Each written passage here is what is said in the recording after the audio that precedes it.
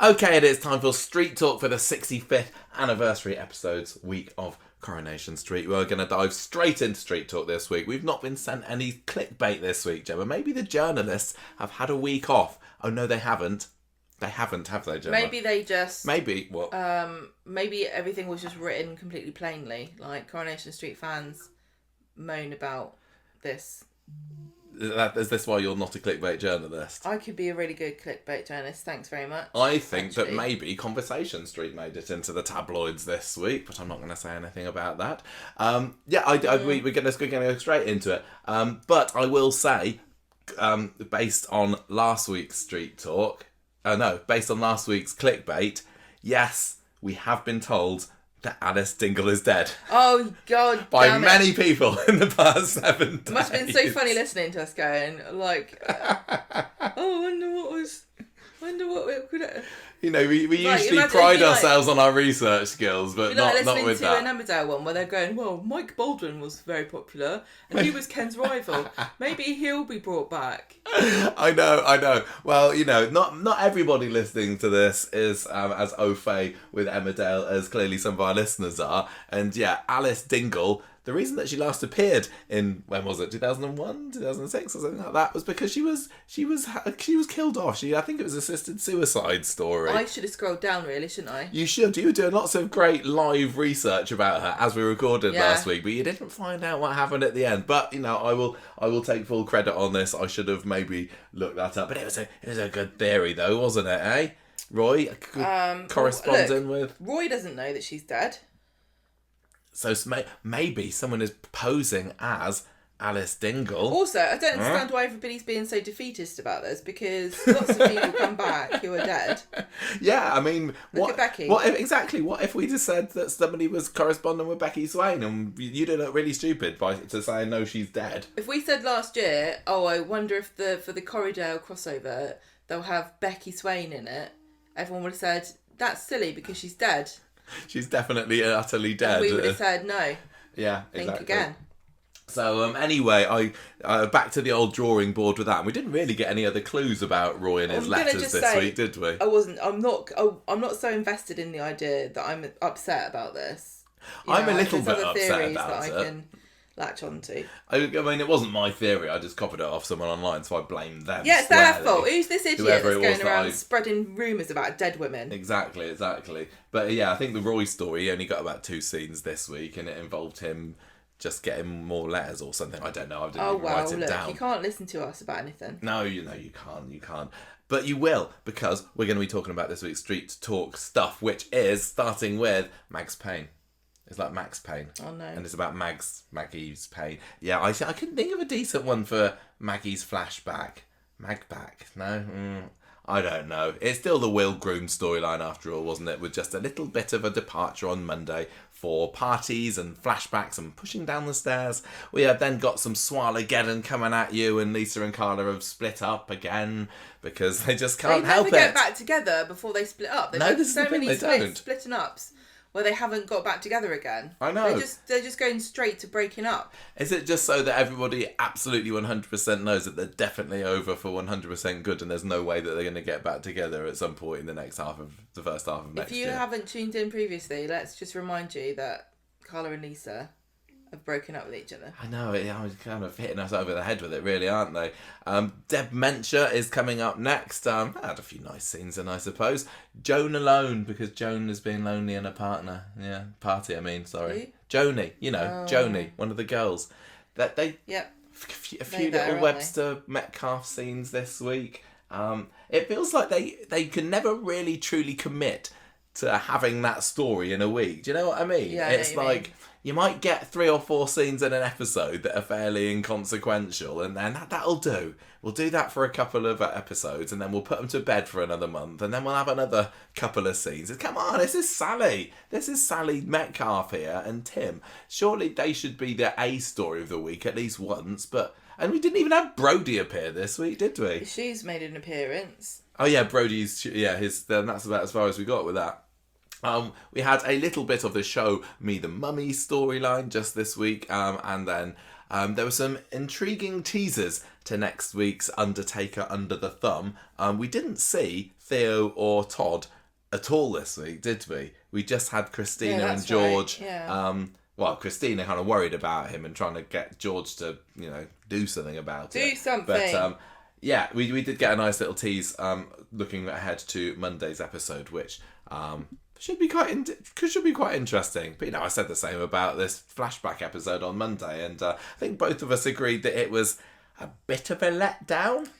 Oh, Go on, say it. It was all right. It was all right. And I was kind of hoping it would be a bit more than all right. I just don't want a flashback.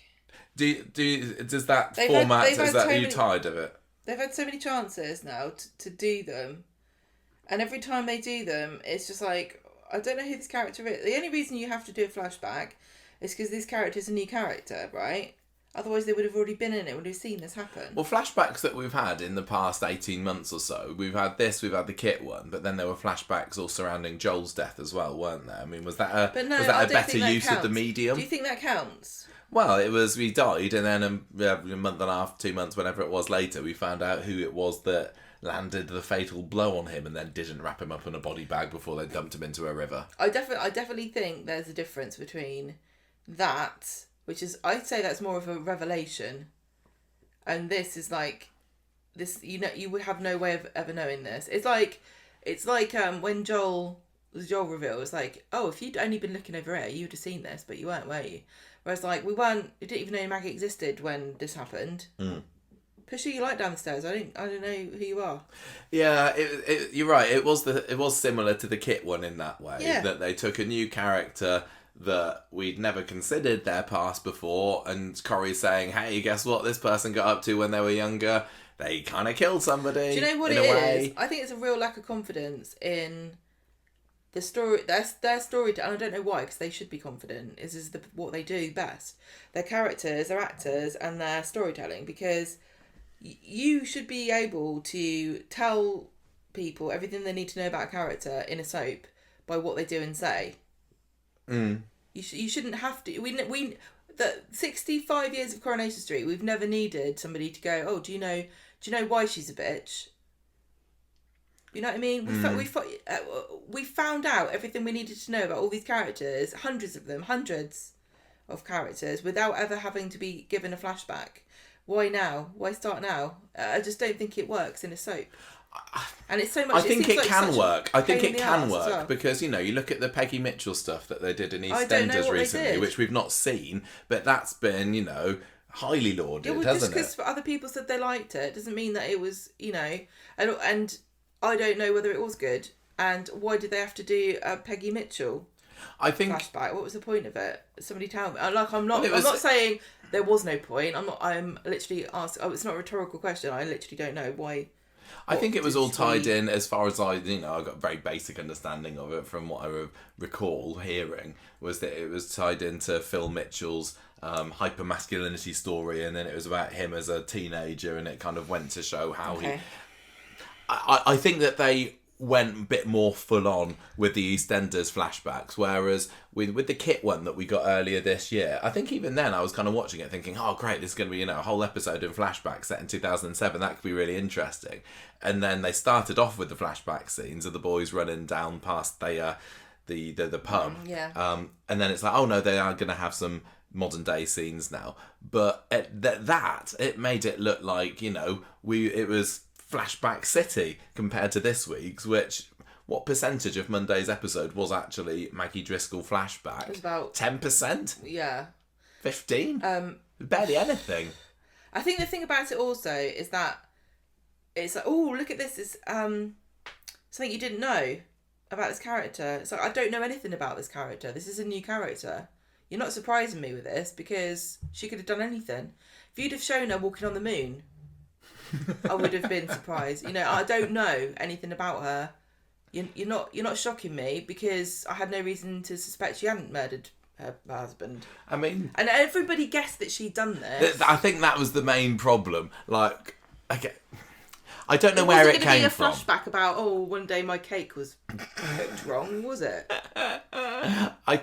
I don't know where it came from. I don't know whether it was leaked or it was heavily rumoured or something. But about 3-4 weeks or so ago, it must have been. It got out there online, and fair play to everybody who's listening that wants to stay spoiler free or that didn't see any of this because you just weren't looking in the right places. But yeah, it became fairly obvious to everybody who'd seen these rumours / leaks that it was going to be revealed that Maggie had killed somebody, but I don't think we knew who it was going to be. Yeah, but then they released, we've got a handful of pictures. We don't want to spoil it, so we're only going to release a few pictures of the episode. Oh, yeah. And one of them was of her shouting at him from the top of the stairs. And you're like, oh, wonder what happens next. Well, yeah, one promo picture of the flashback from Monday's episode, and it happened to be young Maggie and young, whatever, Alan, that's it, on the stairs. And it's like, well, she's going to push him down the stairs then, isn't Why it? couldn't they have put a picture of them? They must have taken a picture of them, like a promo picture just of the family smiling with a cake. I don't think they did. It just felt, I'm sorry to all the people that collectively, I'm not calling out any one individual with this, but it did feel a little bit half-assed. They had 3 dinner scenes, didn't they? Which was just the couple arguing. They sat down for a meal and she went, let's go and do something else. Every time. Yeah. And they didn't do any... I was kind of looking for the afterwards, here's the behind the scenes of how we filmed these whenever this nebulous year was that there was set scenes, like they did with the Kit and Will, no, what was his name, Mick, earlier this year. They had that making of, didn't they? They had people talking about, oh, here's how we tried to make it look authentically like 2007, and their little interviews with young Kit. And there's just kind of nothing for this. And I still thought it was a nice novelty. It didn't. I wasn't watching it going, oh, this is ridiculous. I was watching it thinking, I wish this was more. I just think, look, I know this is petty, but the final scene with the family, they all sit down. She's got her cake. She cuts the slice of cake. She gives it to the kid. The kid gives it to the dad. She puts the cake down and said, "Let's go and have ice cream." Why did you? Did the people that made the set just do like a birthday spread and not talk to the person who's writing it? Do you know what I mean? Why have that? Why have it? Just, it's illogical. It doesn't make any, like, no human being goes, here's a bit of cake, we're gonna have ice cream instead. I know that the point of her is she's supposed to be silly and like what's the word? Contrary, but that was just like nonsensically weird. Anyway, it's like one of those scenes in that people make fun of American television shows where they sit down to this huge spread of breakfast and they go, I'm going to school, Mum, I'm late, and they just eat a piece of toast. It's a brilliant accent, that one was. Oh, thank you to all the comments about my Irish accent. No, I've had 2 people online this week say my Irish accent was terrible. Well, maybe you'll never hear that again. Because you don't deserve him at his work. You don't deserve my amazing Irish accent, everybody. Next you'll be telling me that Helen Flanagan doesn't sound anything like her, honestly. Alright, so do you want me to take the lead on this one and recount? Because I think I did watch it twice, Well, I might call on you. You rewatched the flashbacks just to see if there were any other clues. No, I didn't watch the flashback. I watched the Maggie's past. So everything that was Maggie's story from Monday. Oh, did you? Oh, okay. So it's about 10 minutes long. The story. Was this the little compilation that they put up on the and it was so funny. I'm pretty sure they took the music out. So there's this really cringe scene where they're like, "Oh, I love my boys. Let's all have a dance."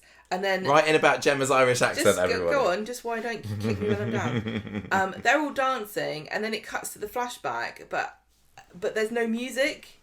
Yeah, they're just like shuffling around. Silent disco. Awkward. No, I mean there was music, but it wasn't the music they were dancing to. I saw that people were trying to date when this series of flashback scenes was by some of the music that was played, and I think one of them on the jukebox.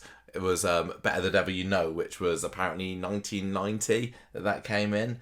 And so I think looking at it, you'd say, oh, that's an 80s flashback, but then the dates don't necessarily tally up. So apparently it was early 90s at some point. But the 90s again, weird like that they the 80s. They did for a little bit, Yeah, didn't they? the You know, beginning. the shell suits crossed over those decades. But again, it was odd that they didn't have a year on screen about when this was. It was like, it doesn't matter when it happened. It was in the past. Yeah, She don't pushed ask her husband questions. down the stairs. What do you reckon to that, eh? Also, we don't know what happened. We were hoping for a lovely location shoot. We were. I mean, it was... But nothing. It was filmed in an actual house, so it could potentially be a Getaway Award contender. And now it's haunted. Yeah, haunted by the ghost of Alan Driscoll. Yeah. But yeah, I would have liked them to have gone outside just so that we could find it and then go and take pictures outside. that's literally the only reason. Literally the only reason. But you do get a different feel when it's in a house, don't you? And I don't know whether it's a something really big house. I don't know whether it's something to do with the lighting or just the cameras can or can't get to various places, or whether it just feels that little je ne sais quoi that makes it feel a bit more authentic. I don't know but it's whether... like, that was like Brookside, because that was filmed in real houses, wasn't it? I wonder whether that had that feeling all the time. I don't know whether they just needed a really big house to fit all the equipment in, but for the kind of economic situation they were in, and, you know, Alan saying, why have you bought that? And she's like, I got it, you know, from a bloke down the pub. They had a really wide living room that most people, like working class people, would not have had such a huge living room. Well, you know, houses were cheap back then, weren't they? That's all. What can you say? Not that cheap. Not that cheap, says Gemma. Okay. So, the episode started... Moan. Moan. Half an hour into the podcast already, nearly, if you've listened from the beginning. Let's talk about what actually happened. And actually, there was a lot to like on Monday's episode. Lots there really, of people, really was. yeah, liked the tying in of the birthday with Maggie. Yeah, I mean, I think we probably touched on that on the podcast last week, because it was revealed then that Maggie would be celebrating her 65th. But I'll still say that I quite liked it. Do you it's know harmless. It's quite funny, really, that she was like going, oh, it's my birthday, everyone come and celebrate and have a drink on me, blah blah blah, and nobody's like, oh, Maggie, it's actually a really sad anniversary for the people of this street, because 15 years ago, Maggie. 15 years ago 4 people died. We didn't know the other guy, we didn't know the taxi driver, but you're being super disrespectful. Yeah, so can you just join us as we raise a glass to Charlotte Hoyle, please? Yeah, can you imagine how awkward it would be to like move to a new community and your birthday is on like the exact date of their tragedy? Yeah. Like going to New York being like 9/11, it's my birthday. Well, I'm sure that, you know, on Christmas Day every year they just stand there and mourn the loss of Robert Preston, don't they? Yeah, don't stand on that part of the pavement on a Christmas Day. Anyway, look, so speaking of pavement, I really like the shot at the beginning of Monday's episode where Glenda's walking down the cobbles. Literally, the first shot is the cobbles, isn't it? And then you see her feet and it pans up to her and she's singing Sunny Side of the Street, and the camera's all a bit filmic, and yeah, really...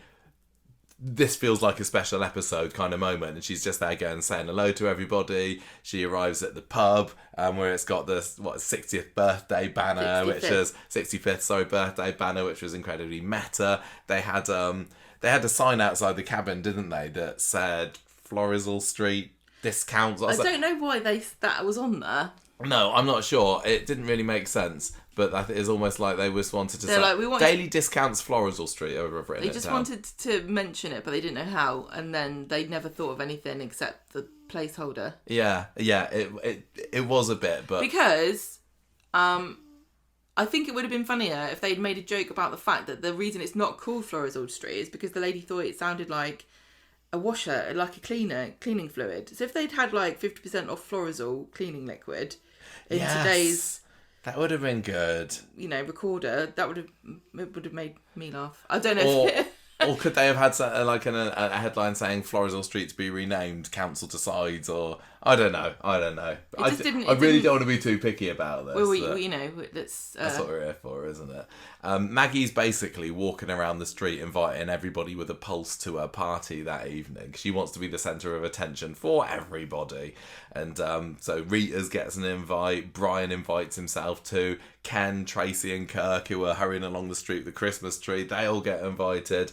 And then as the music swells, she heads over to the salon, and it's all very triumphant start to the 65th anniversary episode. Meanwhile, inside the pub, you got Eva, Ollie and Glenda all setting up. Ben needs to go out and get the flowers. And he says to Eva, look, can you take me ma out for a nice girly lunch, just so that we can, just to try and mend some bridges. Yeah, exactly, with her. Make her like you. Eva's not particularly happy with this. So Maggie's back later. She's got a new do. I didn't really notice the difference, but I know I'm just a man. She was happy with it. That's the most important thing for her birthday. And she apologises to Maria for having words with her last week over the whole Will and Liam thing. But then when Maria's out the back of the salon, Maggie asks Bethany about what this beef is between Eva and Maria, and Bethany fills her in all about Aidan, which Maggie finds quite interesting. And then she invites them both to the party before Eva comes in and says, oh, come and have lunch with me. So I'm surprised that by this point Maggie hadn't asked what's the beef between Eva and Maria. You'd have thought that somebody with her ear to the ground quite as much as she is would be like, tell me everything. Maybe it just comes naturally Give me the ammo. to her to have a grudge against somebody for no real reason. Do you reckon? Maybe it's taken her this long to be like, this really does seem like there might be something more to it than they just... I suppose with the big revelation at the end of today's episode, we're supposed to think that Maggie is that much more dangerous than she had originally appeared, maybe. So, is Eva in any particular danger? Oh, right. So here's a good question. Do you actually think that you do think that Maggie's dangerous? Because I don't at all. I just think she just took advantage of him falling down the stairs. Should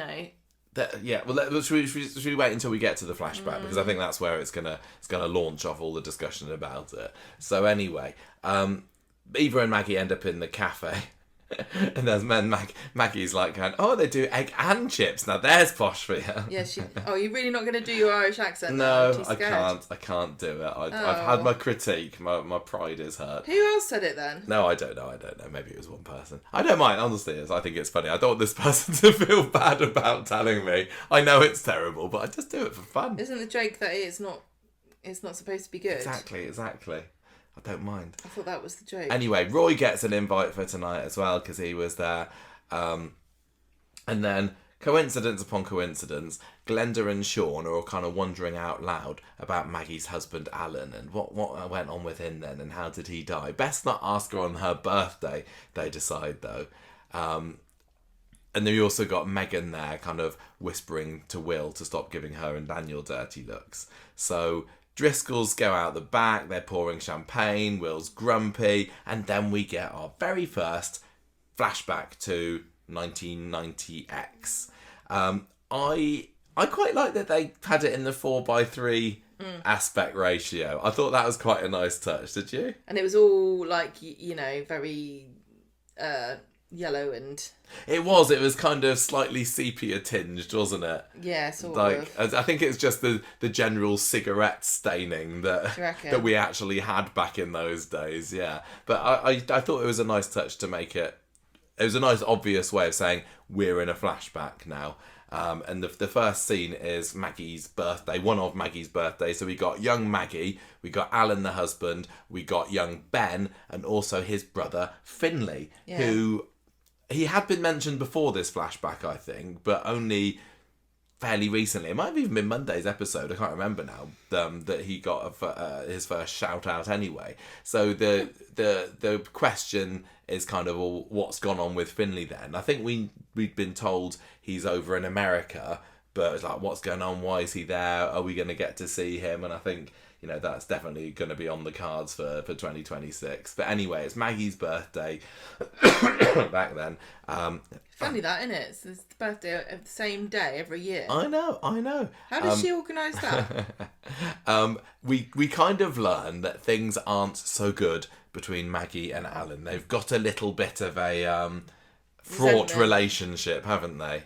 Well, she just keeps doing stuff and he keeps going, can you not do that? And she's like, I'll do what I want. Yeah. And she's such a terrible mum because she's just saying, making them into selfish little brats, really. Like, oh, here's a game, even though it's my birthday.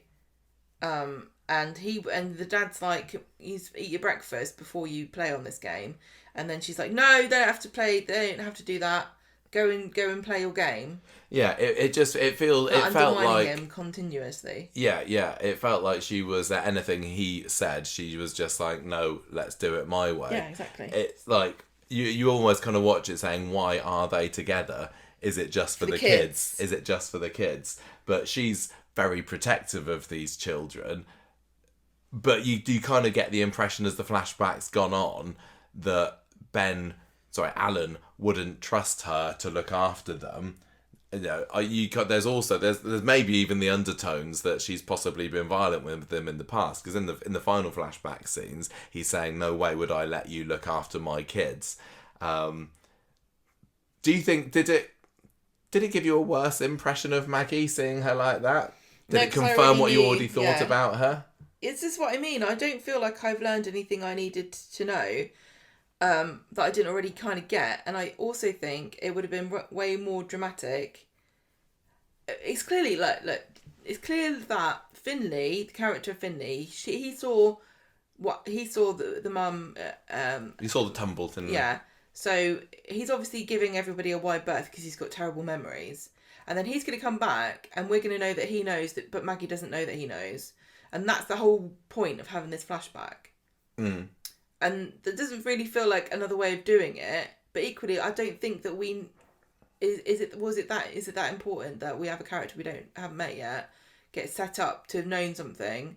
And was there no other? I think there are other ways of telling this story that don't require a flashback. Yeah, of course. Like, yeah, why? Like, surely at some point Ben's going to say to Finley, "Why are you always so weird around Mum? Why are you always, why can't you just be nice? She's done everything she could for us. Yada yada yada." Do you want to just talk through the flashback bits of the episode, because we seem hell bent on discussing the big revelation at the end about the fall, and we can. Because you've seen them twice. Do you want to do a quick? I just wanted to, you're talking about why are they together and stuff, and I really cannot find out enough about it when I am doing a podcast at the same time. I'm trying to do two things at once, but it was only the mid-90s that I think it was easy to divorce. There's a history of divorce in Ireland. I don't know if they were in Ireland or if they were in Northern Ireland when this story happened. I think that they were in Northern Ireland when this happened. And whether there's some reason why, they couldn't separate or divorce. I'm just saying there's a history there that we don't know about.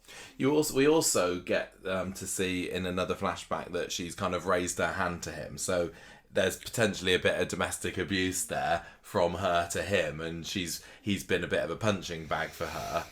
Yeah.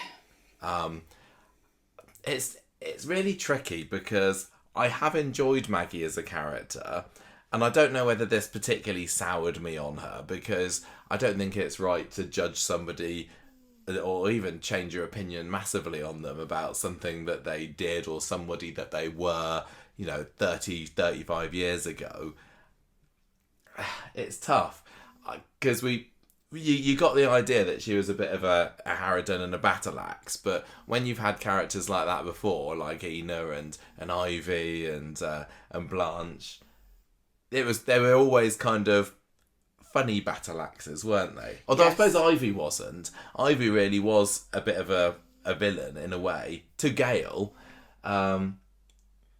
Yes, yeah, I'm just looking it up. In 1995, they had a referendum in Ireland to remove the ban on divorce. Yeah, okay, but I think this was Northern Ireland. But she had family in Ireland, and they might have disowned her if she'd got a divorce. Oh, I don't know. Yeah, no. And she's also Irish, and she might also have just because it was only 50-50, it was very very nearly not passed. So women voted against this, right? As much as men did. Okay. There's probably loads. She might have been one of these women who were like, I don't think we shouldn't be allowed to divorce. Mm. If women always backed women up, our history would be so much different. But unfortunately, there are people like Maggie who are only in it for themselves. I don't know how she benefits from not getting rid of him. I guess maybe economically. I don't know. Yeah, it could be. Well, there's also. I wonder whether she would. I wonder whether she would fear at all that she wouldn't keep hold of the children, or that would the children resent her, because it feels like she's very as I said, I do get the idea that she's very protective of them and that she's very kind and kind of love bomby with them. Because she knows that she's She's not kind. She's weird. Yeah, but when you look at Ben, he doesn't seem to hold any kind of resentment towards his mum. He doesn't like fear her. He's not nervous around her. My theory is that we find out we haven't talked about what's happened yet, but we find out that there was an affair 10 years ago, and I think that Maggie had an affair and Finley is the child, or they don't know whether Finley is the child of the affair or not. It wasn't actually implied, but again, you can very easily put two and two together there, and so, Finley is not actually. Even though it's not his fault, Maggie would have favoured Ben over Finley and would have gone, I love him more because I feel guilty and resentful over this affair that resulted in this child. Possibly. And the other thing about it is, don't you think it would have been, if this is all true, let's say this is all true and Finley saw this happen and he remembers this, wouldn't it have been way more interesting to have seen this come out in a fight between Finley, who I assume will rock up at some point, and Ben, where Ben's like, you're just jealous of me because my mum liked me more than she liked you, and it's because you're, and then maybe it could come out, oh, I'm the kid of an affair, or maybe it could come out, oh, I saw mum push dad down the stairs. There's not going to be a revelation that shocks us because we've seen it happen. Yeah. Well, don't you think it would have been more exciting and dramatic to have seen it come out in an argument or through somebody telling somebody something they didn't know? Because we were just being shown stuff. We didn't know what was going to happen. Well, except we did. Like as that top of the stairs scene started playing out, it was very, very inevitable that he was going to be... it wasn't like nobody was expecting her to bring out a shotgun and blow his head off, were they? I thought that the only thing we were wondering is whether he was going to go over the edge like old Rob Donovan. I thought that it was a little bit ambiguous about what happened because of the way that the tightness of the camera, and I don't know whether this was just filming restraints or whether it was done purposefully. You see, he's trying to push past her, and then you see him fall. Yeah, they have There's definitely no obvious shove from her, was there? No. And not like when David got Gail down the stairs. He's trying to go past her, and the next thing you know, I think it would be even fair to say that he slipped. She puts her hand on his shoulder, doesn't she? Yeah, we just. But she doesn't give a massive shove. It's almost you can't come past me. You can't see the boys. It's like he falls backwards out of resignation. It was. Look at the look on his face. It's like, here we go again. It's like. He is. It's like he's leaning back. Because I'm fed up with her. There's no kind of look of terror in his eyes. It was bizarre. So. And then blood just pours out of his head. Yeah, he's definitely not doing so well at the end. No, he's a bit sick. So. I think going into we said a couple of weeks ago that the rumour mill was spinning and saying that Maggie is a killer, but I don't think it's as simple as that. It's not a case of, like you said, she took a shotgun to somebody or slit their throat on purpose. She wasn't trying to push him down the stairs. She was trying to stop him from going up and see the kids. There was an altercation. Controlling. Yeah. There was an altercation that she and he were involved in, which resulted in him falling down the stairs. And then she's clearly covered it up. And again, this is really difficult because clearly there's all this bias as well, like gender bias. And it's interesting because we're also seeing coercive control, domestic abuse with Theo and Todd. Everyone's going through it. But also people are saying that about Lisa and Carla as well, and Becky. So if it was a woman who was trying to get up to see her kids and the man was there going, no, you're not going to see the kids, then they had a sort of a squabble and then she fell on the stairs, would you go, oh, definitely, it's definitely the man's fault? Or would you also be saying, well, it's kind of, it was just an accident? Yeah. I think the thing, you can't deny that there's always a strength difference between men and women, so... Yeah. I do wonder what she tells the police. Because presumably, I would think that she just told them he was like that at the bottom of the stairs when she came in. Or she heard a clash. What noise is making the stairs fallen down the stairs saying, It is interesting. and then she found him there. It is interesting that they never said how he died. Who didn't? The family, they're like, I guess you wouldn't though. They all know. Yeah, but nobody said, "Oh, how did he die?" Well, they were asking him, weren't they? This was the topic of conversation in the pub during the episode. Oh, they? But they never answered. No, I don't think so. They went, "Let me tell you in flashback."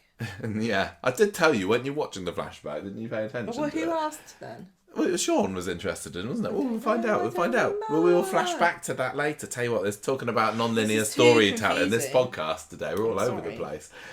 So she told, I guess that she tells the police that she found him like that. I just could say that they were talking and he slipped.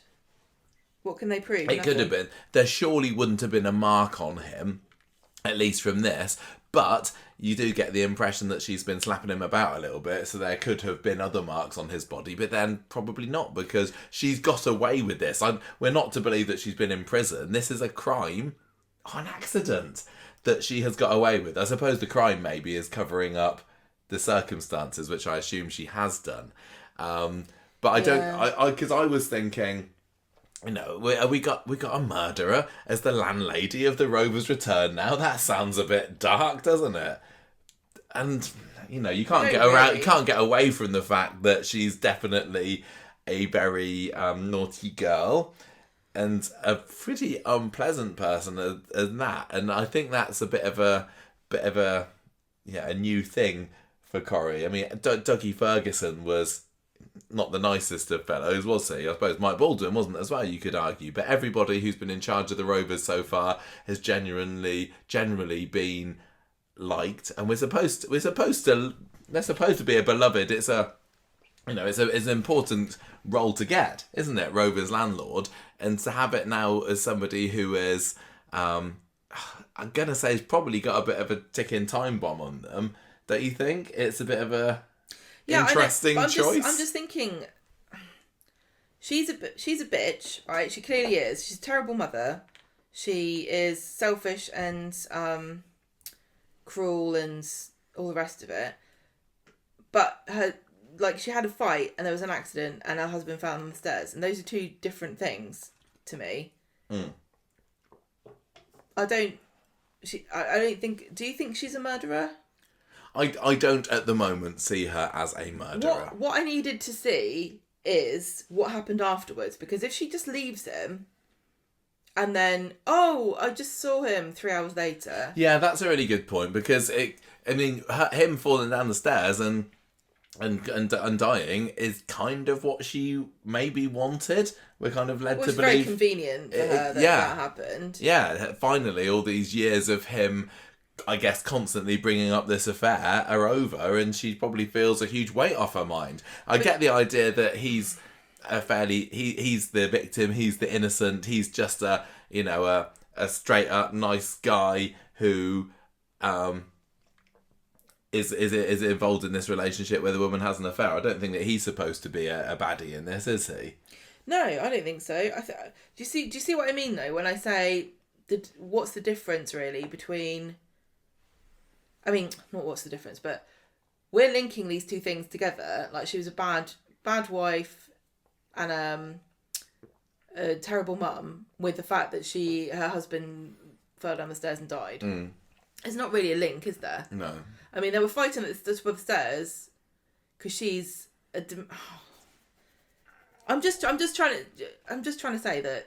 I don't know. Do you think? Are you imagining? It's not really a link. It's like it's not. He didn't die of her bad personality. He died because they were having a fight because she was being unreasonable, but that could have happened to anybody. Yeah. I just think. Do you think that this does mean that the character of Maggie Driscoll is not long for this show? This is what I mean. This is what I'm like. She to me, it feels like they're trying to link these two things together. Like, she's got like a murderous personality, but she doesn't. She's just horrible, and so therefore I don't see the link. I just don't. But do you think that this is going to lead to her leaving the show? Is it going to be a? How could this? This is what I'm saying. How could this? What could happen from this? So Finley comes back, and says, Mum pushed Dad down the stairs. That's not true. They had a fight. She shouldn't have been fighting with him. It was dangerous. Like any reasonable person could have said having a fight with somebody at the top of the stairs could cause an accident, right? So, but she didn't like premeditate it, and it's not like it was inevitable. It's not like she was so evil that he could have died at any moment because of how terrible she was. No, but we did get the impression that she was physically abusive to him. Yes. Not so much that she could have killed him, but maybe she could have done. Again, I'm going to say domestic violence is terrible, no matter who does it, but it's more dangerous. She could have still taken a knife to him in the heat of the moment. Why do you think that? I think because there are bits where she's raising her hand to him. There is such a huge difference between somebody who's a woman who's been culturally conditioned to think, I'm allowed to slap my husband because I'm a weak woman and it's not going to hurt him, and I'm just fiery and passionate. That's what she would have said. Don't you think? If you'd asked her, I'm just very passionate, I'm just fiery, and grabbing a knife and stabbing somebody. Yeah, I'm not saying that she wouldn't. Who knows? Because we just didn't really learn enough about their relationship in this tiny mini flashback. What That's I'm saying maybe is, the problem with the episode. Nothing about this made me think, oh, this is condemned this character to an early grave or whatever. But I think that Ben clearly doesn't know, does he? But Finley does. Does she know that Finley does? Because No. we said that the reason that Finley isn't here at the moment, has she shipped him off to Uncle whoever in America because it's inconvenient for him to be around. Yeah. So does she? So that would only need to happen if she knew that he saw. Right? My theory is that he didn't tell anybody, and he was treated badly anyway, and he wasn't. Ben's the golden child and he's not. And so as soon as he could, he just left. So, okay. And maybe he's always known this happened.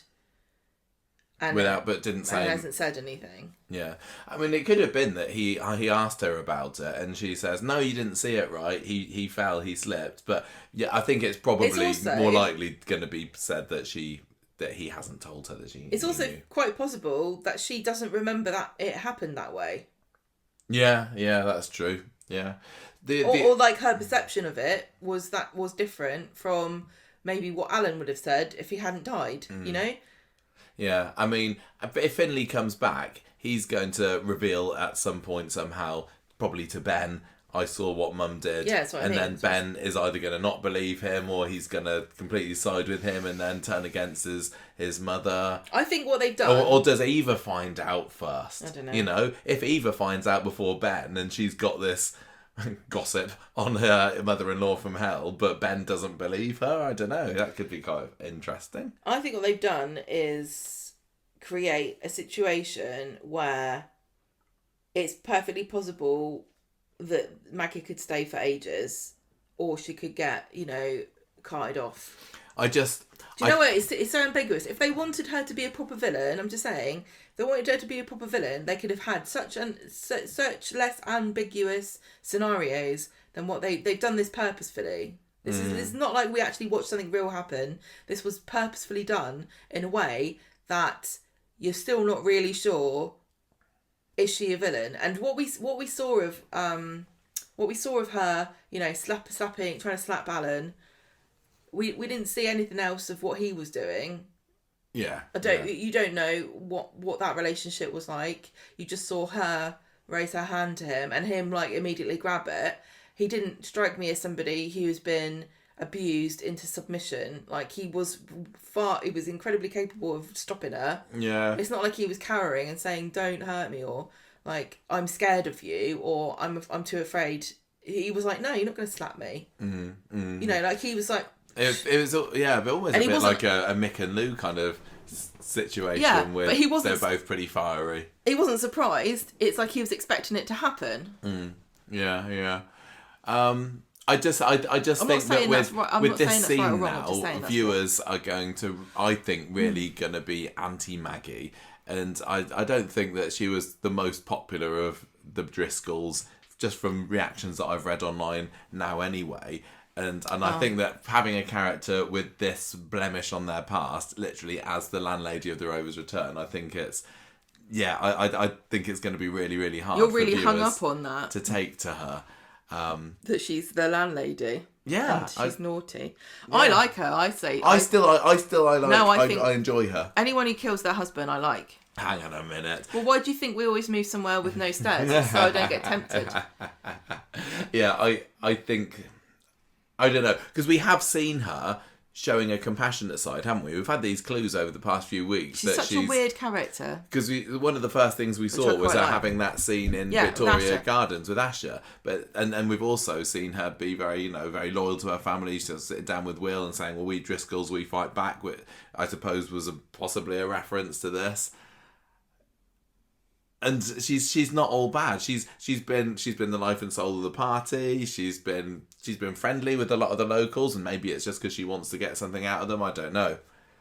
But it was almost a shame that we only saw a little bit of her after Monday's episode, and there was no follow up from this at all. And who knows when the next bit of this story is going to come out. I hope it's not going to be too late. She's got such an abrasive personality, right? And what she's saying about, you got to take what you want in life, no one's going to give it to you. It seems like such a weird, unusual thing, especially for a woman to say. But it seems like quite a Corrie woman thing to say, isn't it? No, like a strong woman, we don't need no man, we can do it. No, but she's like, no way. That's not what women are like on Corrie. Women aren't like don't go out to hurt people. No, they're not to hurt people, but they stand up for themselves. But you can see the difference between standing up for yourself and going, I'm gonna take advantage of people, which is what she's saying. Okay. But what I'm thinking is, we did see enough evidence in the clip as a whole, the clips we saw, to maybe imagine that at some point Maggie wasn't like this, and it's like a combination of being powerless and seeking control over very petty things. Like, if Alan really has been a checked out husband for 10 years and it's because of this affair, and she's trapped in this marriage because she can't get divorced for her own reasons or legal reasons or family pressure or whatever, imagine how powerless you would feel as a woman living in Ireland and then moving to Northern Ireland. Anywhere, you have had less power as a woman in the past.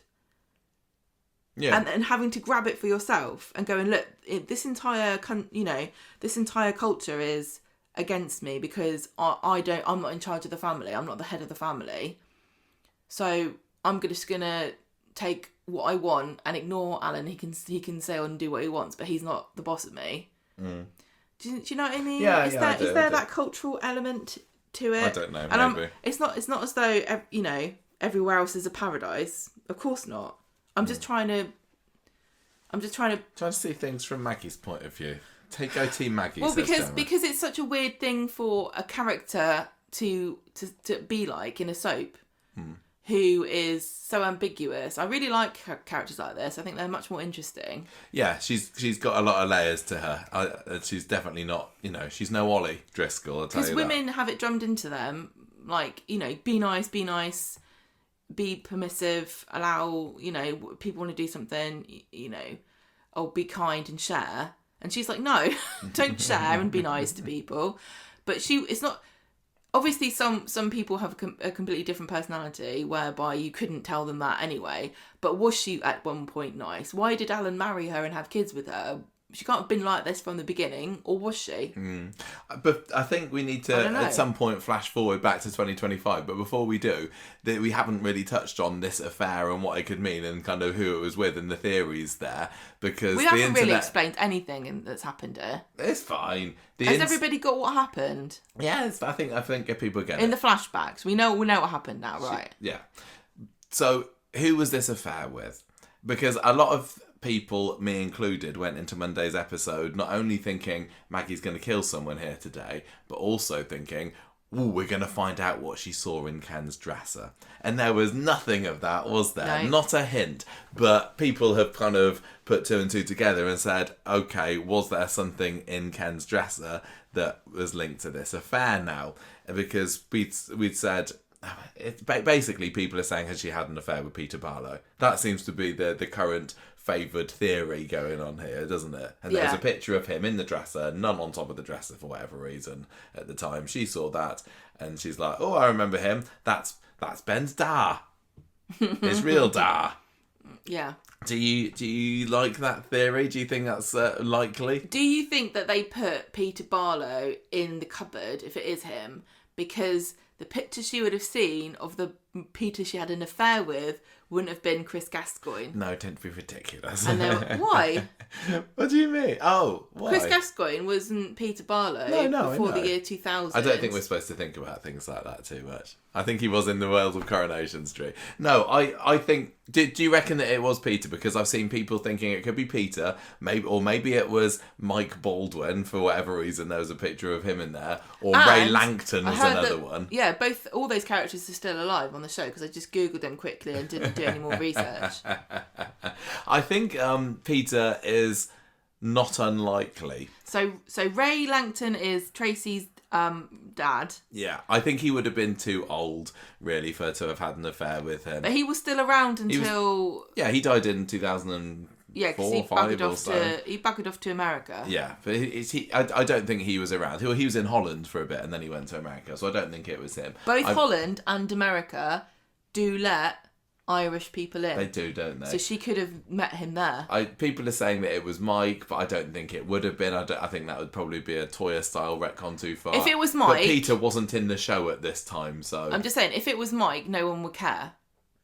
Well, You can't make a TV show where a character who hasn't been in it for how many years? How many years? What, 20 years? 15? Yeah, yes. 20? 20 odd, yeah. There's a character who hasn't been in it for 20 years and she had an affair with him. I think...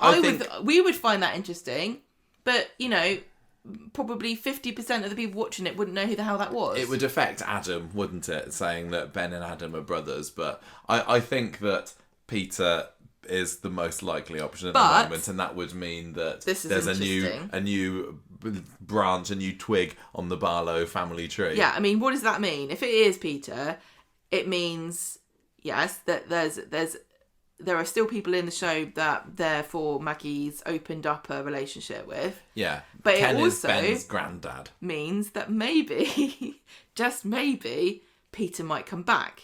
Yeah. And I don't think anybody is thinking Chris Gascoigne has thrown in the towel on Corrie forever. Over the years, he has been back and forth like a back and forthy thing. I don't know. Boomerang. That's it. You talk about Becky being the spiky-haired spectre at the feast, but if there is another ghost that haunts Lisa and Carla's relationship, it is surely Peter Barlow. Mm-hmm. I just don't think that Swallow fans could cope with another, because we're all thinking, Becky's going to be done and dusted before Easter's here, right? We're all thinking that. And then if there's a returning challenger in the form of Peter Barlow following on after that, I don't know what would happen. Yeah, it fits very nicely. I mean, it's probably quite retconny, isn't it? But it's not really. Not really. But it's another one of these coincidences, isn't it? Like 1 in a million chance that the pub that I move into next door is the dad of the person that I had an affair with. And I didn't even all these years ago in a different country. And I didn't even want this pub. It's just my son is going out with a girl who lived here. I'd go with that. People were... Okay, we're just talking about this flashback for so long. The other theory going into Monday's episode was that she was somehow involved in the death of Susan Barlow. Everyone killed Susan Barlow. That was going around, and I didn't think that was likely, and I'm glad that it didn't, because Billy's already been linked to that. Having somebody else who just coincidentally happened to be there as some kind of... I don't even know how it would have worked. Would she have been a co-conspirator with Billy or whatever it was that he was doing? Weirdly enough, the car that ran Susan Barlow over did have a nickname. What's that? It was called the Orient Express. So it makes sense that everybody in it was responsible. Yeah, no, And it had, it was like actually a minibus. I'm glad that one didn't come into fruition, I have to say. But yeah, Peter having an affair with Maggie is something that I'm kind of locking onto at the moment. I just hope it's not too long before we find out. I mean, maybe it's going to be some Christmas Day revelation. That's where my money is on at the moment. Is that it for the flashback, do you think? I think we've covered everything there. We're sort of a bit exhausted of that. So let's go back to our party then. And really it was just they were having a party, weren't they? And that kind of carried them through Monday's episode. They're talking about Glenda's commenting to Eva how Maggie's going down well with the punters, and Eva says, yeah, but she's an absolute cow to me. So this is gonna, when this all comes out, this is gonna be hopefully a moment of triumph for Eva when she's like, I knew all along that she was an evil witch, and now I found out that she pushed her husband down the stairs. But Glenda's like, no, come on, you're not the first woman to have a problem with their mother-in-law. I think you two really need to try and get on. We also get to see a little bit on Monday. I don't think it's fair to put it on Eva because it is just Maggie. Yeah. No, it's just Maggie being an absolute ghastly cow. Yeah. Isn't it? It is. There's nothing you can do with that woman. She wants to hate Eva no matter what happens. And do you think it's because she's just really possessive of Ben? Yeah, I think so. But you get the impression that Ben's first wife, she was a bit more of a fan of, don't you? So maybe it's just something to do with Eva, I don't know. There's also a bit of Lauren and Will action on Monday's episode, isn't there? Interesting. She finds him drinking in the Ginnel because he's just drowning his sorrows over seeing Megan and Daniel all over each other, and he gets invited back to the pub with her, and before long she's telling him what a nice lad he is, and he's leaning for a kiss. So he's seen Megan all over Daniel, and I guess this is some kind of revenge, is it? Or feeling like, well, she can do it, so can I. But Lauren's not having any of that, and this just gets him even more fuming. What else did we have? Eva and Maria having a bit of a snipe. Eva trying to bar her. Maggie's like, no, actually, you can't do that. You would have never got near this place if you hadn't been for my money. You're not barred, Maria, don't worry. We had a bit of Eva and Leanne. A lot of Monday's episode, and I know we've kind of been tearing it apart a little bit. I did like all the Rovers stuff. The fact that there was this whole episode that was almost exclusively set inside the Rovers was really quite refreshing and a bit old school Corrie, wasn't it? Oh yeah, I think the trouble is about it is that anytime you say, oh, it's a special episode, it's a flashback episode, you just put a burden on your back to make something amazing. And it was... The flashback was almost the minor part of this. It was, yeah. There's stuff with Eva and Leanne. Eva's just telling Leanne what a cow and Maggie is. She says it's like living with the Sopranos, and it does, right from the beginning we have got the idea that Maggie could have been a bit of a crime boss sort of person. I don't think she was, but it's interesting that Eva made that comparison there. And Ben's listening in at the door as Eva's bad-mouthing his mum, and he comes in and says, before you ask Leanne, the castration was pretty painless. So Eva's is saying that Maggie has just manipulated him, and he, again, doesn't seem to have a problem with his mum whatsoever, and maybe he does need to stand up to her a little bit and regrow a pair. I don't understand how he can't see that Maggie is making Eva's life incredibly difficult. If I was Eva, I would... I think Eva's right to be like, no, maybe you do. You need to tell your mum. She does have your balls in her purse. Yeah. There's a little side story with Tracy, isn't there, and Rita, and because all the wrinklies there, Rita and Ken, I've called them that before, are talking about, isn't life precious, and I don't want to die, do you? No, all I that don't kind want of stuff. It's basically, Rita and Ken saying who's going to cling on the longest. And Rita's telling Tracy, don't take your time with Ken for granted. And then later on in the episode, Tracy goes back to find Ken at home in his chair and says, look, I didn't... Because he makes a joke, doesn't he, about selling up number one for the pub. And I thought that was really that was really weak, and it was like clearly a joke, but it wasn't a very funny joke, and Tracy kind of believes it for a bit. I didn't. Did you? Well, yeah, and she's like, oh. You had me thinking you were selling number one. And he's like, I was just a joke. And she goes, oh, well, I'll promise to spend more time with you then. Yeah, that's how it ends up. And a lot of people are now saying, oh, Tracy's going to die. Yeah, this is the new theory, isn't it? Because, Tracy, it has been confirmed, is going to be involved in the Corridale crossover. I hope that's not too much of a spoiler for anyone. I mean, I think saying someone is it. So, you mean, write me in and give me a virtual slap in the wrist if that's what spoiled it for you. But yeah, people are suggesting that is Tracy going to come out of this because she's starting to make up with Ken. I mean, what do you think? Do you think that's likely? No. I don't think this so. Just makes me think Ken's going to die more than Tracy. Ken's not going to. No, he's not going anywhere. I think Ken is the person who I am most convinced will never have an on-screen death. But I suppose the only reason that I'm thinking is it's a maybe for Tracy is that we know that Kate Ford has wanted to reduce her amount of time in the show, and over the past couple of years she's had quite long stretches of time off, and it was in the storyline when she was off in Spain or wherever with Tommy O, and maybe she's decided, no, I'm going to throw in the towel for good. So I don't think it's completely out of the question, but I think it's still a little unlikely. What she said makes no sense for it to be a premonition of her death.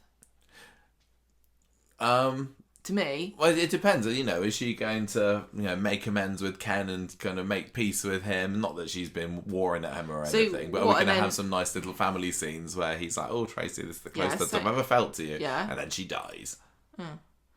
Well, no. You don't think? No, I don't. And I also don't think, now she said all this, it would make any sense for her to go, oh, you know what, this has made me think, I'm leaving. I don't know. Do you know, of course it's not going to... I mean, I suppose if this whole Maggie is Ben Peter's brother, that doesn't make him blood related to Tracy at all, does it? Not at all. But it's Tracy a new member to the family, I suppose. Are not related. At least. No. What else did we have? This whole Lauren thing with Will. Maggie walks in on that, doesn't she? She doesn't like it, and Maggie is always quite threatening to Lauren. Is like saying, "Don't you come near my son," when it was actually Will that was making the first move there, and Megan's kind of listening into this as well, and Maggie's like to Lauren, it's fine, look, we're sorted now, I don't want to have anything more to do with this, but she has kind of marked Lauren's cards there. She then goes back to the party and does a little bit of fortune telling, which was kind of fun. She says to Alia, it seems you'll be having an unexpected visit or an invitation. I don't know what that's about, I don't know. I'm not, I don't care. Ollie finds Lauren having a bit of a mope on the stairs. Well, he says someone's going to be jealous of Alia and mean her ill will. Who could be jealous of Alia? What is there to be jealous of? I don't know. Ollie finds Lauren moping on the stairs, and she tells him about what happened with Will, and he says, look, don't worry about Maggie, her bark's worse than a bite, and I suppose that's all supposed to be foreshadowing to make you go, oh my gosh, she pushed her husband down the stairs later on. We've got everyone having a song and dance in the bar. Megan talks to Will about he tried to kiss Lauren, and he says, no, you and Daniel tried to kiss each other, and she says, you can't, I wish we could be in the open, but we can't, so we'll get through this, but you need to stop kissing other girls, and so she's getting just as jealous as he is, really. Yeah. Also, Maggie notices Adam complimenting Eva on her voice, and then she confronts Eva about them having an affair, and Eva's like, no, look, I love Ben, and Ben knows about Adam, so don't worry about it.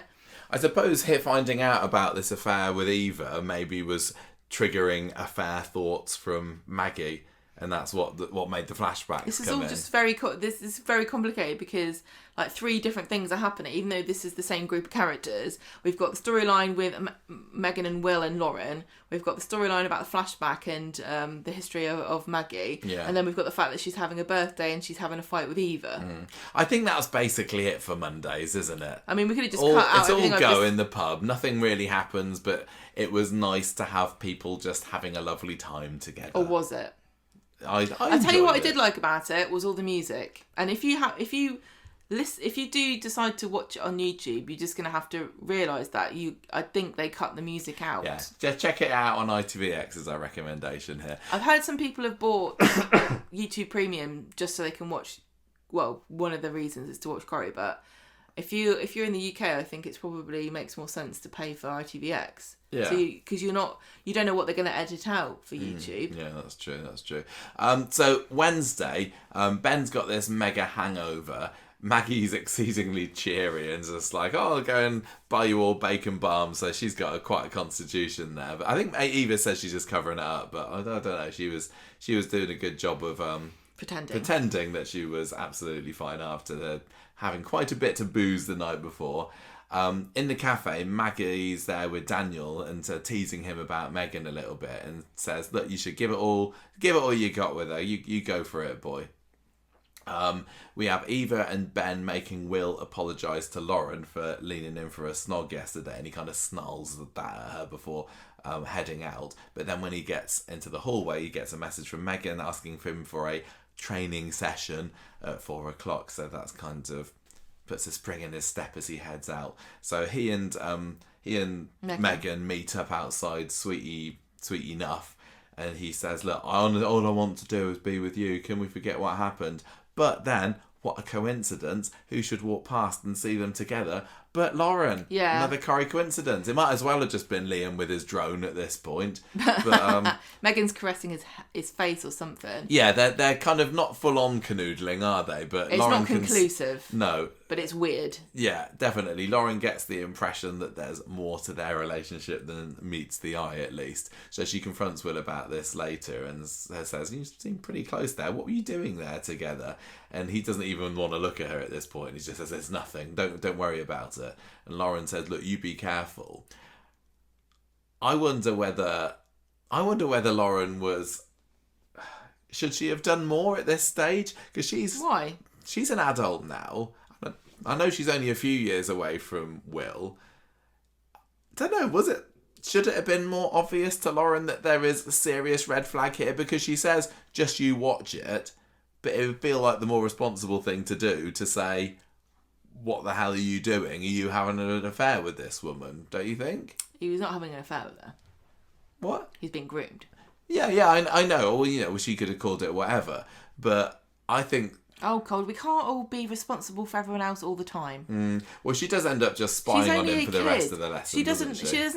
The rest of the lesson. Episode. We haven't all been trained in safeguarding. Okay. Have we? No, but she knows that this is proper dodgy what she's suspecting here. There is a reason why professions have mandated safeguarding. And it's because not everyone's going to get involved. And that's not a good excuse when you're in a position whereby you should be responsible. Lauren herself was groomed, wasn't she? So you would have thought that she'd be extra hyper-vigilant to this. Oh, no, I'm not. I assume that at some point she is going to do it. And it's kind of interesting that it's her who was the one to discover it, considering her history with Joel. But yeah, she's just hanging around in the background for Monday's episode. And this is Wednesday. Wednesday's episode, sorry. Did I say Monday? And Will calls Megan to say, you got to watch out because Lauren's possibly onto us. And Will and Lauren are both glaring at Daniel and Megan in a booth later in the pub. For different reasons. Yes, exactly. Megan's admitting to Daniel that Will might have a crush on her. And Daniel says, look, just keep him at arm's length, or at least make it clear that you're his coach and nothing else. I think that was a bit of a mistake for her to have told this to Daniel, because now he's going to be looking at, be watching Will to see what he does, and he's unhinged himself. Yes. I mean, he's pushed children down the stairs. Yeah, he has, hasn't he? So watch out. What could he do next? I mean, what's the difference between what he did with Max and what Maggie did with Alan. Yeah, that's a good point. Max One just died. took a bit of a easier tumble. He was a bit bouncier. If Max had died, it would have been the same thing. Maybe Well, Alan should have been tougher. Huh? Daniel actually did give him a proper shove, didn't he? Whereas Maggie, it was just a little gentle arm on the shoulder. See, I always get hung up on if you don't like attempted murder not being as bad as murder. To me, I think that's just as bad. Like if you had to go, that's what I think that just because you're crap at it doesn't mean you get rewarded with less time in prison. Do you know what I mean? Yeah, I know what you mean. So really, actually, Daniel's a worse person than Maggie because he actually did try to push somebody downstairs. Hot take. I've said quite a few times that I think Daniel's a bit of a mess, haven't I? Well, yeah, he's a bit of a psychopath. Well, Daniel, he would be related to Everyone is. Yeah, he'd be related to Ben if this theory comes true, wouldn't he? Oh God. And Maggie, yeah. Anyway, at the end of the episode, we have Megan agreeing to go upstairs with Daniel. He invites her back in for a cup of euphemism. So cringe. So, he's so pleased with himself. Yeah, he. Did you reckon they've actually gone up there and I don't consummated their relationship? I don't care. Will's not going to be happy with him. One point, Daniel better watch his back. Megan touches her stomach. Oh yeah, you saw that, didn't you? So she's clearly pregnant. Do you think? I mean, why else would you do it in a soap? If she's smart, well, devious, she then will say it's Daniel's to try and get away. Because who else would it have been? Yeah. Whose else's kid? That's my prediction. Some bloke in Hull. 2026. Megan's up the duff, and but it says it's Daniel's baby. Okay. Well, we'll find out, won't we? Find out. And you've already got the storyline title for it. Megan's preggers, yeah. I don't think the dates are going to line up quite so well if that's the case. Well, it depends on how pregnant she is. Yeah, but if she's, and also he's pregnant enough to be touching her tum, then he's an English teacher. He's not a maths teacher. Okay, right. I think we've kind of said all there is to say about this. I'm still not super into the Will and Megan side of the story. Lauren's inclusion in it has admittedly given it a little bit more interest. So hang on a minute. So if Daniel is related to Ben and Maggie, if Peter is involved, yeah, that means he's related to Will as well. So he could end up with a girlfriend who's got his second cousin's baby. Oh, I don't know. There's too much to think about. I think Corey just need to tell us. You know how you have family trees and things? I think it feels like in a soap, it's more like a bacterial culture that kind of like spreads across a petri dish. Or like, like a fungus. Does with certain families. Where like these branches just go and they just get into everything. It's like dry rot. And Ken is the progenitor. Oh, that sounds like a horror movie. Shall we move on I have to do this, do I? You got to do the Swala story, yeah. Again, there were some really good moments in this. I know, but it was just them breaking up with each other. It's like Memento, or no, what's that movie? Where Groundhog Day. Yeah, it's like the Groundhog Day of relationships, or 50 First Dates, where they keep forgetting that they've already broken up with each other. This week was very much like, will they get back together? Yes, no. Maybe, no. So there's an awkward breakfast at the Connor Swains because they're all there, and Carla's like, pass me the butter, and then, pass me my butter. No, and I think then Lisa goes, Oh yeah, she says it's kind of a what's the magic word? And she's like, pass me my butter. Yeah. Which I thought was great. I thought Carla was ace this week in her passive aggressiveness. But she doesn't follow through all the way. Like she keeps breaking down and kind of like relenting to Lisa, and Lisa doesn't seem to get who Carla is really, because she doesn't understand how completely different Carla is being with her than she's been with anybody else she's ever been with. Yeah. Like, there aren't many people that she has had a relationship with that she would have let this happen with. No. Because this is actually bonkers. And every so often, it's like it's almost like it is real, and she's just woken up out of this stupor. Like, sometimes you have this in your life where you're in a situation and it is bonkers and you keep forgetting how bonkers it is, and every so often you go, this is mad. It's actually mad. And so every so often she breaks the spell of like, this is just normal, and goes, no, this isn't normal. This dead woman's eating my butter. Yeah. Betsy, oblivious. Betsy, totally oblivious to this whole thing. I mean, think she kind of gets it a little bit more as the week goes on. Some people saying that she's sweet and naive and precious and innocent. Others saying she's old enough to know better and she's just being, Well, the fact that she was, Little Miss Weatherfield Blackmailer 2024 means that she does have a little bit of nous, but she seems completely and utterly blind funny what her mum's doing here. That she came in like Becky's daughter, and now she's more like Lisa's daughter. Yeah. Because Becky would definitely be like, yeah, brilliant, you did a blackmail, that's excellent work. So, Betsy's talking about all them being together at Christmas, and Becky's just winding Carla up about the fact that she's staying and not going to Spain. And Carla's like, she's making fun of Carla going to Roy's for Christmas, saying, you and Trainspotter sucking sherry and playing Scrabble, party. I mean, last year they all ate pizza with pineapple on it, so what's the diff? As long as they enjoy themselves, that's all that matters, isn't it?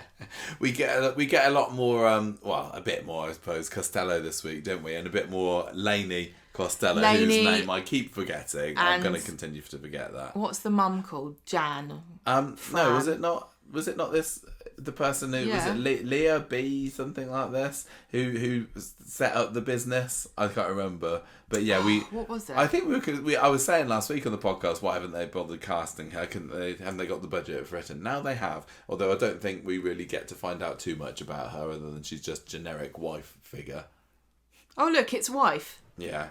So Lainey is at looking at Costello. Yeah, at the hospital. And so's the mum. Yeah. And the daughter's like, oh, he's not woken up. He's supposed to be retired now. He's one day away from retirement when this happens. Like, really, come on. Well, he was supposed to have retired like in the summer. What I is know. it? Well, black don't crack, Gemma. Well, I was thinking more like, why do police officers get to retire at a ridiculously young age? Yeah, get them to do paperwork. Exactly. Well, there's loads of jobs that could retire early because of how much bloody work it is. Costello, he was supposed to have retired in the summer, but for some reason decided to keep his job on. So that's mystery number one for Jerome this week. Well, it's not though, is it? It's because of Becky. Yeah, it's something related. It's not a mystery to us. But we don't know exactly They don't know why he's decided not to. Maybe he just likes his job. Yeah. Kit turns up and Mrs. Costello's like, oh, thanks for coming, but go away. Yeah, Kit overhears them talking about him being close to retire, or the fact that he was going to retire, wasn't he? Well, he didn't know this little nugget. He's picking up all these clues about Costello's financial situation that is probably going to help him realise what's going on a bit more. But I don't really care about this element of it. No, I don't care. Feels like a bit of a weird trail of breadcrumbs to follow, don't you? Because we all know that they're up to some kind of dodgy money thing. Because they spoke about it. Yeah. He's not going to discover anything we not don't a mystery know. to us. I'd rather that he was on the case of something that is a revelation to us as well as him. But he goes to see Lisa at number 6 and tells her, and Becky's there too, about the fact that Costello was going to retire. And Lisa's like, oh, I didn't know that. Kit's like, yeah, you think he would have told us. And something dodgy's going on, and he's going to look into it a bit more. So he goes to see Carla, and he's still trying to recruit Carla to help him. And sometimes she says yes, and sometimes she says no, doesn't she? Yeah. Sometimes she's like, no, I'm in a mood. And other times she's like, actually, no, I am intrigued. So he tells her about the retirement plans and that Becky's turned up, and he thinks they're linked and something's not right. Is it really difficult to put this all together? Kit crosses paths with Becky in the street, who, again, just wandering around. Not hiding from the gang or from the revelation that she is not dead. And he says, watch your back, I'll get my eye on you. And also Carla has as well. And Becky's like, I don't care. She goes into the factory, finds Carla there, who's boozing away. Oh, this was fun. And then she starts singing like the Christmas Eve Fairy Tale of New York. Yeah, Fairy Tale of New York, which is very meta because that's the song that Alison King and Chris Gascoigne sang together when they did that trailer. It was for the tech. They did it on Tech Santa, didn't they? Yeah, so they forced ago. these poor actors, some of whom clearly did not want to do it, to sing along. Some of them maybe shouldn't have done it. And they were singing this song. So it's weird because it is kind of like Carla and Peter's song, but not in the world of the show. Yeah, yeah. So that was kind of an interesting choice. But she's just teasing her.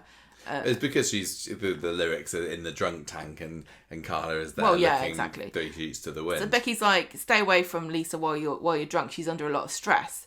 And Carla says, here you go, here's the 2 tickets to the Canary Islands for you and Lisa because you've won, Becky. And she's like, oh no, I haven't. I wasn't playing games, but this is what I wanted. I do love Lisa and we're meant to be together. And Carla says, so you'd have forced her to love you? I had no chance. And Becky's like, nope, not really. Bye then. Stay away from number 6.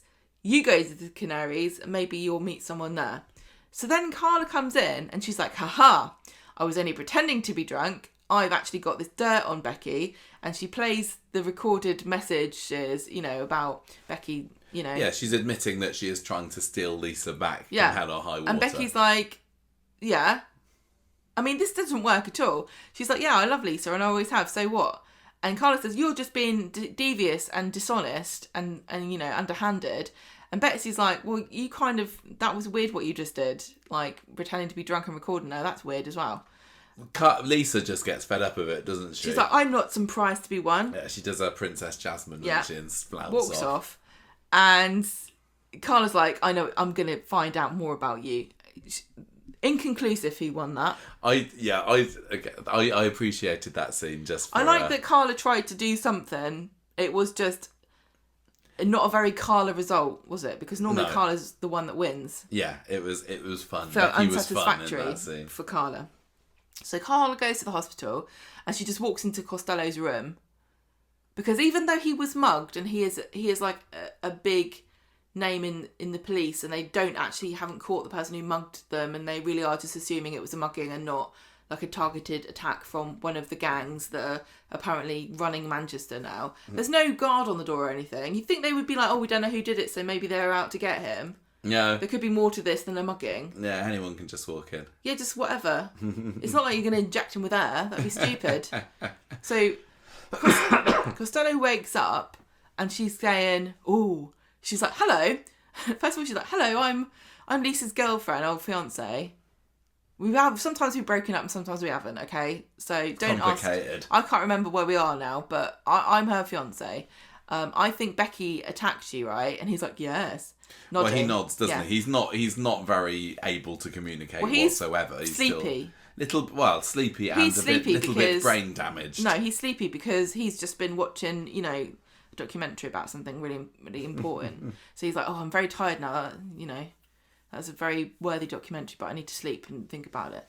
And she says, "I think that Becky was behind the attack. Where can I find evidence?" And he goes, "Rhubarb Hill." And she's like, "Oh, Rhubarb Hill."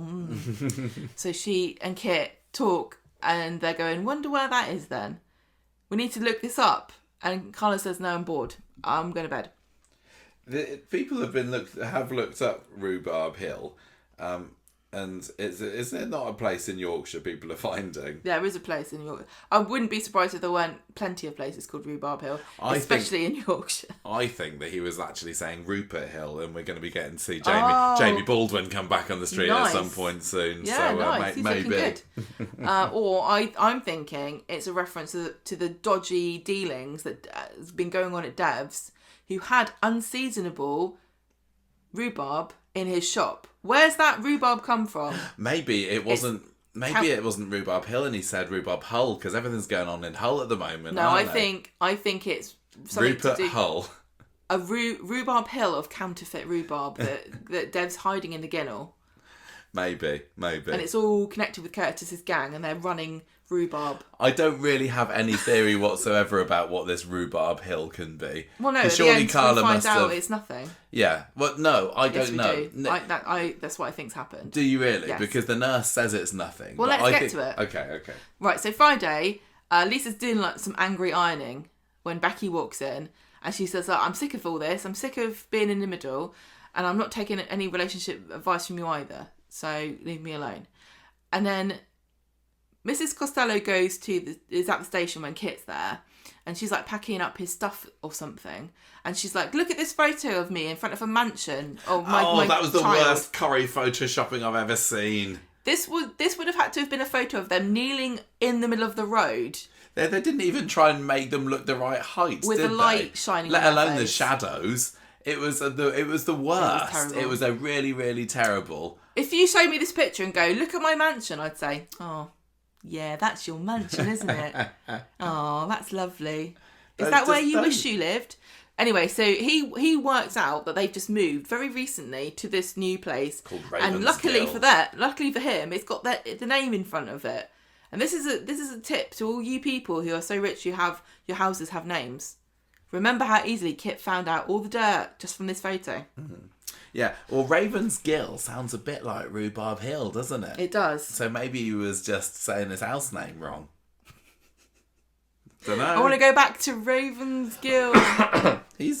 Anyway, so Carla's like talking to Royler and going, maybe I should just go to Lanzarote. And this is when I realised that Lanzarote is in the Canary Islands. Yes. I don't know anything about any of this holiday places. Anywhere that's a holiday destination, I've got no idea where it is. Didn't we work out? Isn't Tenerife in the Canary Islands Is as well, where Jenny's gone off to at the moment? Somewhere floating away from Spain? Is it? No, it's near Africa. I thought it was off. This is what I mean. I don't know. I never get to go to any of these places, so I don't know where or care where they are.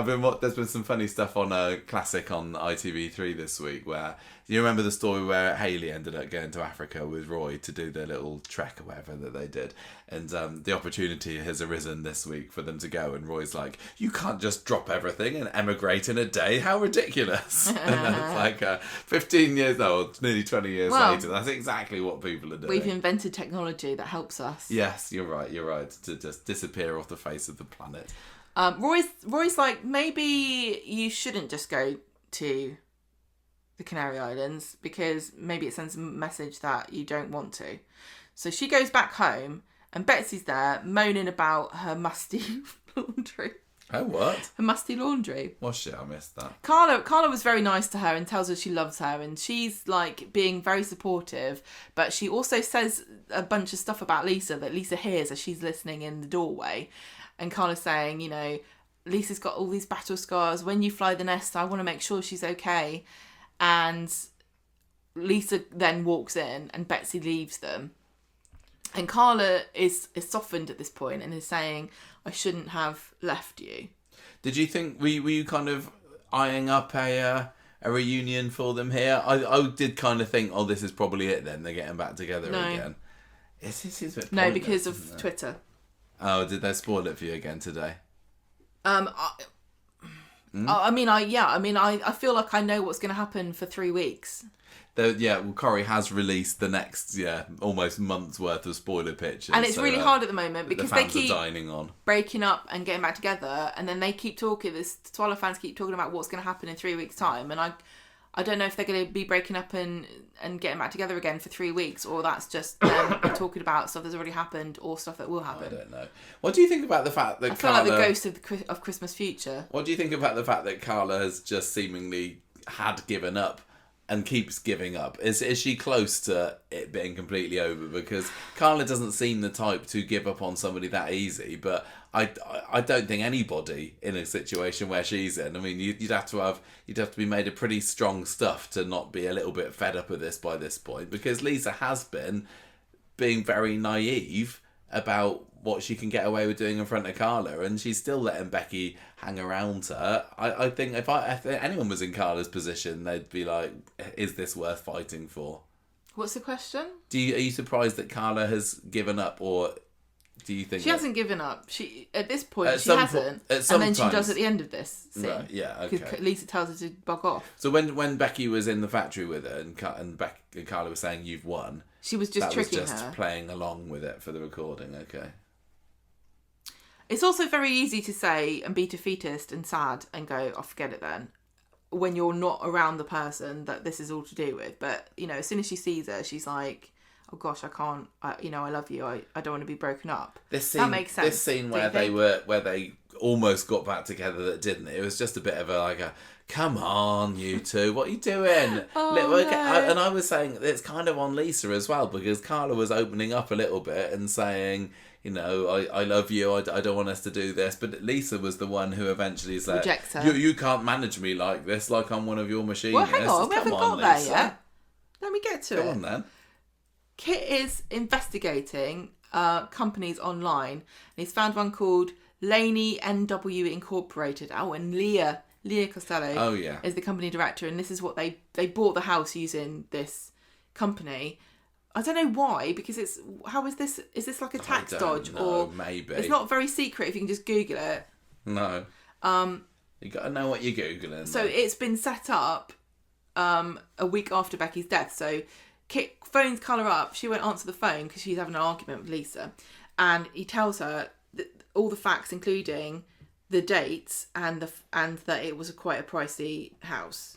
But he's going, "Oh, they bought it for just shy of $1 million," and I don't know how much money.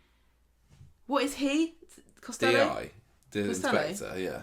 They must be on a lot of money. You'd have thought so. And this Leah, because she's a CEO. Yeah. She must be on loads of money as well. I don't think it like immediately screams alarm bells for two seemingly professional people who are in their late 40s to have near £1 million house. If only. I mean, we'd love that. Only 5 years until we're in our late 40s. We're nowhere near that, obviously. Like, you couldn't, yeah. So this company was set what up I'm a saying week after is- Becky's death. So. I'm just saying that maybe it depends on what part of the north this is in, because I know everyone says it's so much cheaper there, but it's actually more expensive in Manchester. So maybe in a £1 million, near £1 million house in Manchester is just a sort of really nice house. It's not like a mansion. No. You know what I mean? Yeah, with wisteria dangling down the front. In some parts of the north, that would be a mansion, but in other parts, it wouldn't be. I don't know. Do you know what I'm saying? All right. So what's the implication here? So this company was incorporated a week after Becky's death, and Kit was saying, "Oh my gosh, that's a coincidence." I've still kind of lost track about what's going on with this. So he's not letting on what. I mean, I know what my theory is, that Costello and Becky both ripped off the gang and stole a load of money off of them, and that's why they're mad at her. And then she somehow wheedled her way back in. She wasn't actually undercover. She was just as much a part of the gang as anybody else. Right. And that's why she's been able to live in Spain for all this time, and she's still got loads of money. And that's why he's got all this money. So he's got a load of money, yeah. And they also, do you remember, she's called Backhand Becky. Yeah. But it's being, the Costello's got a load of money, but he's hiding it in the business, right? I don't understand. It's just that, obviously, the financials are that Kit is surprised that Costello can afford to buy this house and he can retire, I think. Maybe. Because obviously Leah's completely useless and doesn't bring in a penny. Yeah. I don't know. I'm just really confused about what we're supposed to know about. If he said it was a £2 million house, that would be completely different. I think it's just supposed to sound like they're an expensive because house. somebody who's got rich parents could easily afford. That's how they all do it. They're all sneaking around going, "Oh, I gave up avocado toast for 5 years to buy my house, and my mum and dad also just left me £1 million. Just coincidentally." Right, so anyway, don't worry about that, because meanwhile Carla's just ignoring the calls from Kit about this Rhubarb Hill £1 million house, and she's arguing with Lisa, and she's going, "You know what, I was going to go off to Lanzarote, but I belong here with you. I love you." And Lisa says, "I love you, and I never stopped." But Carla says, "Look, I need a sign though, because you're not giving me anything." You know what I mean? this has got to be, you've got to show me this is worth fighting for. Lisa honestly And just then looks Lisa like just she's snaps. sabotaging this relationship. Lisa snaps at her and goes, don't you tell me what to do. I'm not one of your machinists to manage. And Carla says, hang on, I've been bending over backwards for you to make your life easier. And Lisa says, well, I'm done with this. And then Lisa goes upstairs and Carla takes off the engagement ring and then leaves the house. This is such a weird, I don't get where Lisa came from in this scene. It felt like it was a bit plot driven. We just need them to stay apart for a bit longer because Carla's gonna go off now. Yeah, we need Carla to want to fight for the relationship, but we also need Lisa to reject her. Lisa owes Carla a mighty grovelling when they finally get back together. Well, a lot of people are gonna say that it's because she's been abused and manipulated and gaslit by Becky. There's definitely an element of that, but I just don't think there's the evidence. I think people are reading stuff into it because they want to. This is what they want to read out of Lisa. Yeah. The evidence doesn't really support that in this scene. To me, that's not to say that isn't what is happening. No, I know. It's just one of these things where there are so many interpretations that you can make depending on which character you sympathise with the most and whose side you're on, and also what relationships you've been in your past and whether you've been treated like this by somebody, and maybe, you know, an alarm bell is sounding in your head because of your experiences that doesn't sound in someone else's head. Yeah. But, you know, on the face of it feel a bit like Lisa just told her to get bent. He really did. So she did. And so close. Carla goes off. She goes to the factory and she's got these Lanzarote tickets. Oh yeah, this is when Fizz and Kurt come in, isn't it? And trying to get her to go to the Christmas party, but she's not in the mood. And she also sees this note that she made about Rhubarb Hill. And then she listens to Kit's message. And she goes off to see Kit and she's like, you know, I just think that Becky's always one step ahead and I think she's won, all right? I think that I'm done with this. And Kit says, look, I can't ask him anything, but he seems to like you, so why don't you go talk to him? And I don't know where you've put this, but... What? Oh, yeah, that comes later. So she's like, okay, I'll try one more time. Yeah, because she's ready to give up, and it's Kit's the one that reminds her this could be the last chance that you got to get together with Lisa again. Why hasn't Carla noticed that for herself? It's also so funny that Kit's using this. He doesn't give a crap about whether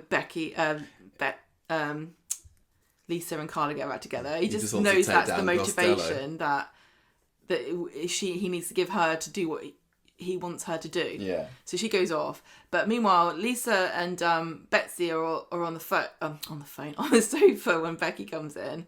Becky keeps going in and out, doesn't she? Like, I'm just going to go for a walk. I don't think everyone's seen me. Mm-hmm.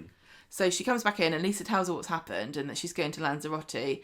And Becky says, oh, maybe it's for the best, you know. Maybe you need a break from each other. So Carla turns up at the hospital and Costello's there and she asks him about Rhubarb Hill and what does it mean. And he says, blessing. And then everyone around the country is like, blessing. Oh, maybe it's a what 3 words thing. Maybe if you write it into what 3 words, it takes you somewhere. I did put them in what 3 words earlier and it took me to Mexico. So, and that's the location of his secret. Well, we did try it with different combinations, don't we? But then the nurse comes in and says, oh no, he's balmy. I don't think that he is. I think that the fact that she was saying that and Carlo then immediately dropped it and think, well, he clearly doesn't know what he's talking about then. I think that is just kicking the can further along and he is actually giving some real clues here. I've got no idea what to, but I don't believe whatsoever that this was just babbling. The nurse, of course, did not say anything so insensitive. But you said you believed the nurse earlier. She said he has had a stroke and he's just saying random words. I think that they wouldn't have put it in if it wasn't going to have some sort of meaning. I think it could work though, because it is like they thought they had it. It's like a red herring. Like they thought they had something and it's not. Maybe. And we've never had this. I don't think we've ever had this. I know, but I kind of like it.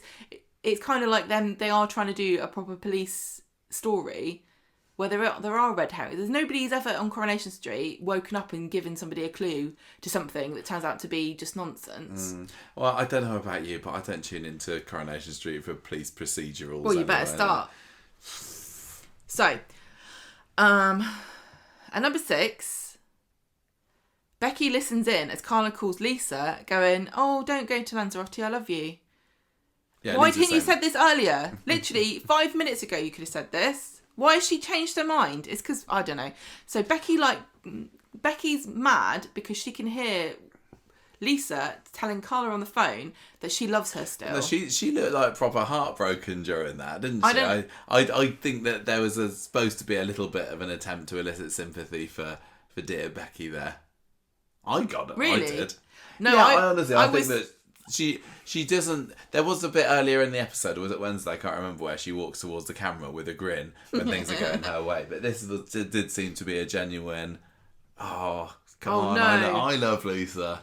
I was bamboozling myself because I was like, "Oh, she's sad because she's thinking how beautiful it is that Lisa and Carla love each other, and she's moved by Lisa being sad that Carla's gone." I was like, "Of course it's not that. It's because she's upset because Carla is the love of Lisa's life now." Mm-hmm. So, if you want to, where is she going? So she's going out somewhere to do something, and she knows that. Well, we just see her slip out, don't we? We know that she knows that Carla's going to Lanzarote, and so she goes like, is she going because she's defeated, or has she got something to do? Something nefarious to do with Carla. We don't see Carla again for the rest of the episode, do we? No. So she comes back again. She's like, she treats the house like she's doing a big like she's got to get a step count in, and she's just walking around in circles, round and round the house to try to boost it up. Maybe she's planting petals in Pikmin. So she comes back in, and Lisa's there going, "I'm going to the airport. I'm heading out to stop she's Carla going to do going." a Love Actually and moment. Becky's like, "Why? Don't do that.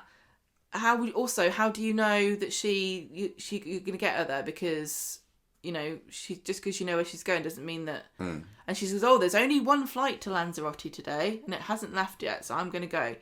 That is assuming that she's gone to Manchester Airport and not Liverpool Airport. Yes. I do think they made that or maybe mistake they with Stephen, don't. didn't they? Maybe they don't go to Lanzarote from Liverpool.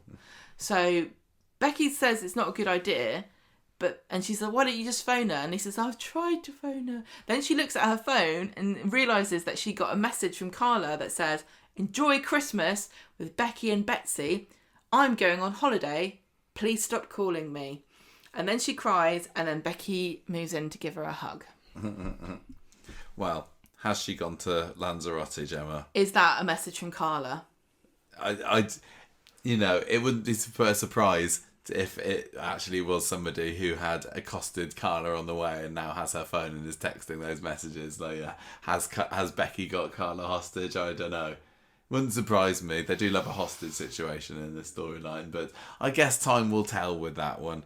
But wouldn't be surprised if Carla doesn't come back from Lanzarote in 2 weeks' time. Let's just say Becky's that. like, "Oh, you sure that? Are you sure Carla wants you to go to catch up with her, and she's not sent you a text message? Have you checked your phone? Oh, she sent you a message. Oh, what does it say? Because I don't know." I am so I ready. wouldn't know, would I? So ready What for it this says. story to end.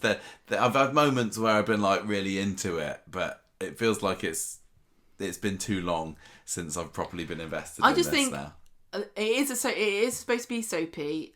I think that that Lisa and Carla breaking up and getting back together again, and breaking up and getting back together again, and it is just for drama's purposes, and everything that Becky's doing is the same. But Becky's still what's keeping me interested the most in this. I think just being very manipulative and impish. She is very, very, very naughty. Speaking of little imps, Debbie's storyline. Shall we move on to this? This was a bit more fun this week. The Carla stories drained me, but there's a lot to like about the Debbie storyline. So let's. I just really wish that Lisa had known Carla before, and she would realise that the Carla that she's getting is like the nicest Carla that's ever existed in the history of the universe. The most placid Carla. And she is getting such nice treatment. And she's just not she's not seeing it at all. Yeah. Debbie then.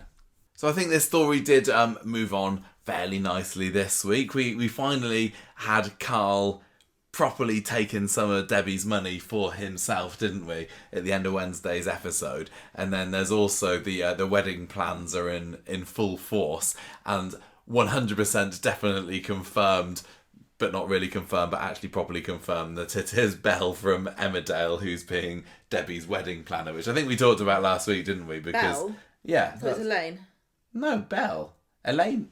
Who's Elaine then? Oh, Elaine's the mystery. No, well, I don't think it's a mystery. I think it's Elaine, Bill's wife. Oh.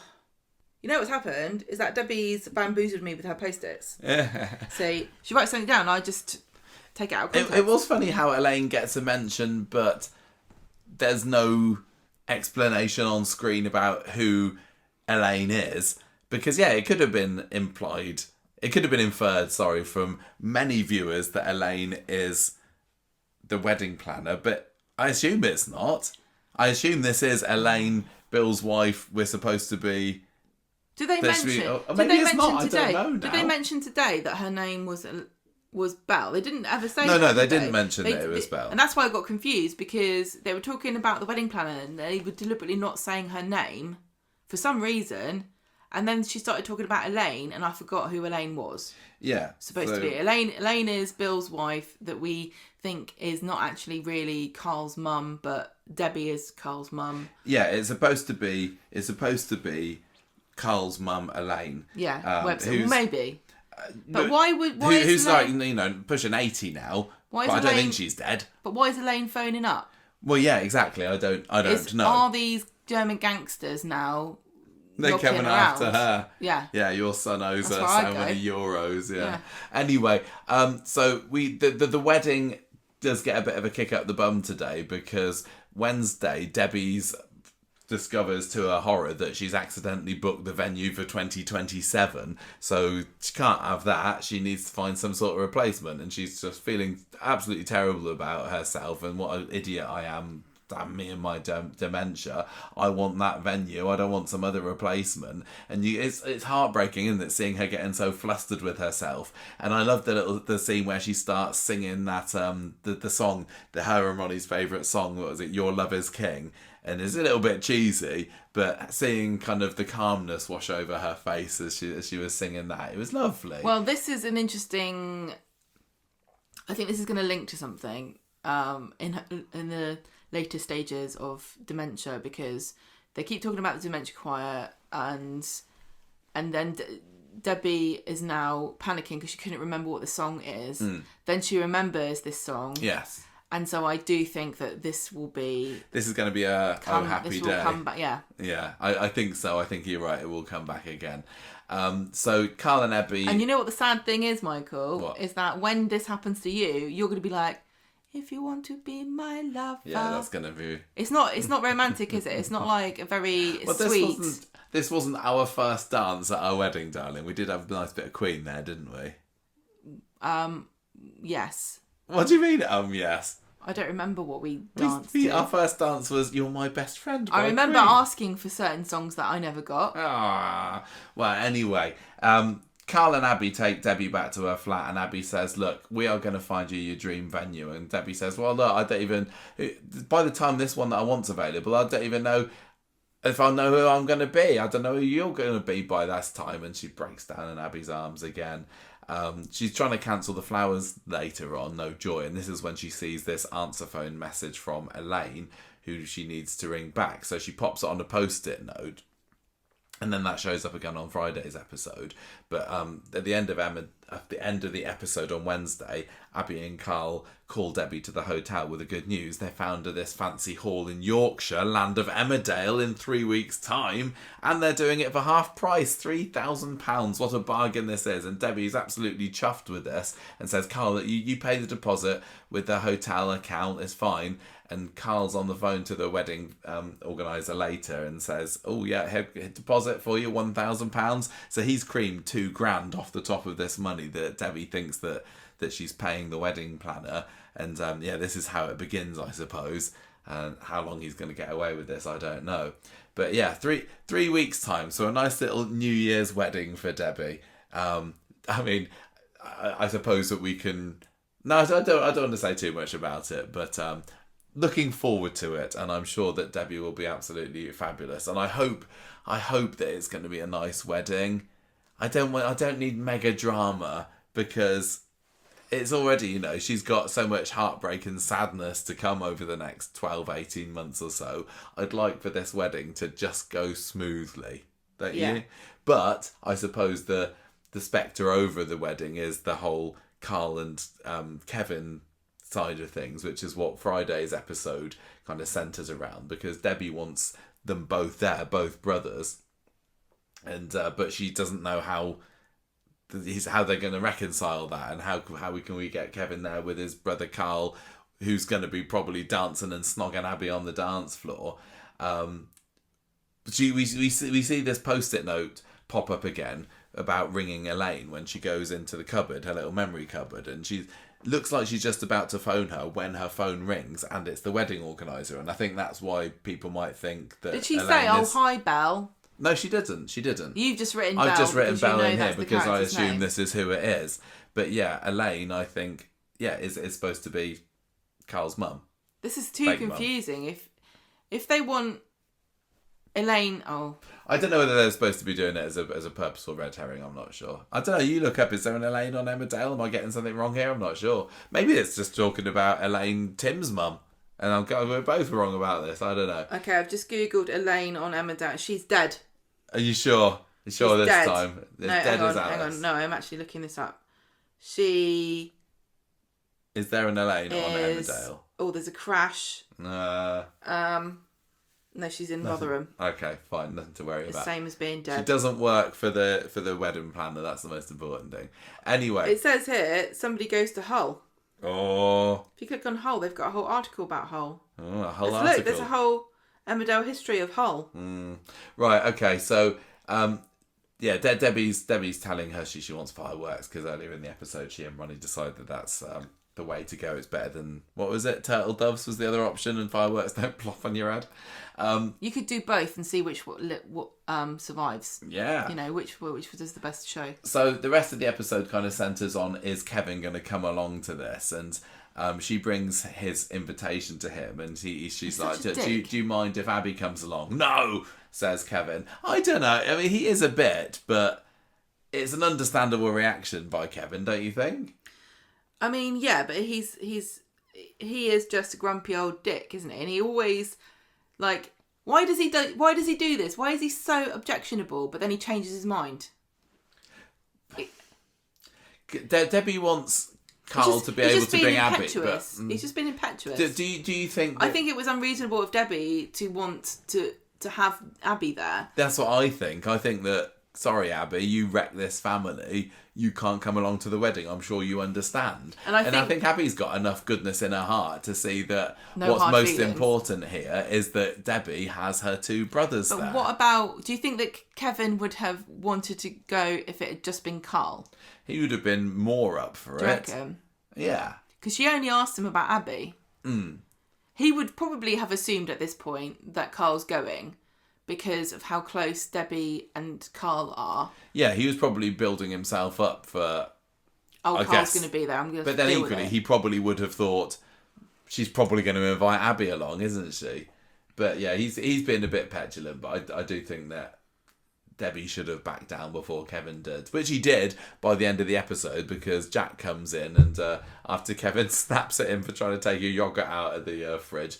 Jack said, look, you need to be good to Auntie Debbie. You need to go along with this. You might not get many more chances. So he says, yeah, fine, whatever. I'll come along to the wedding by the end of it. Is it free?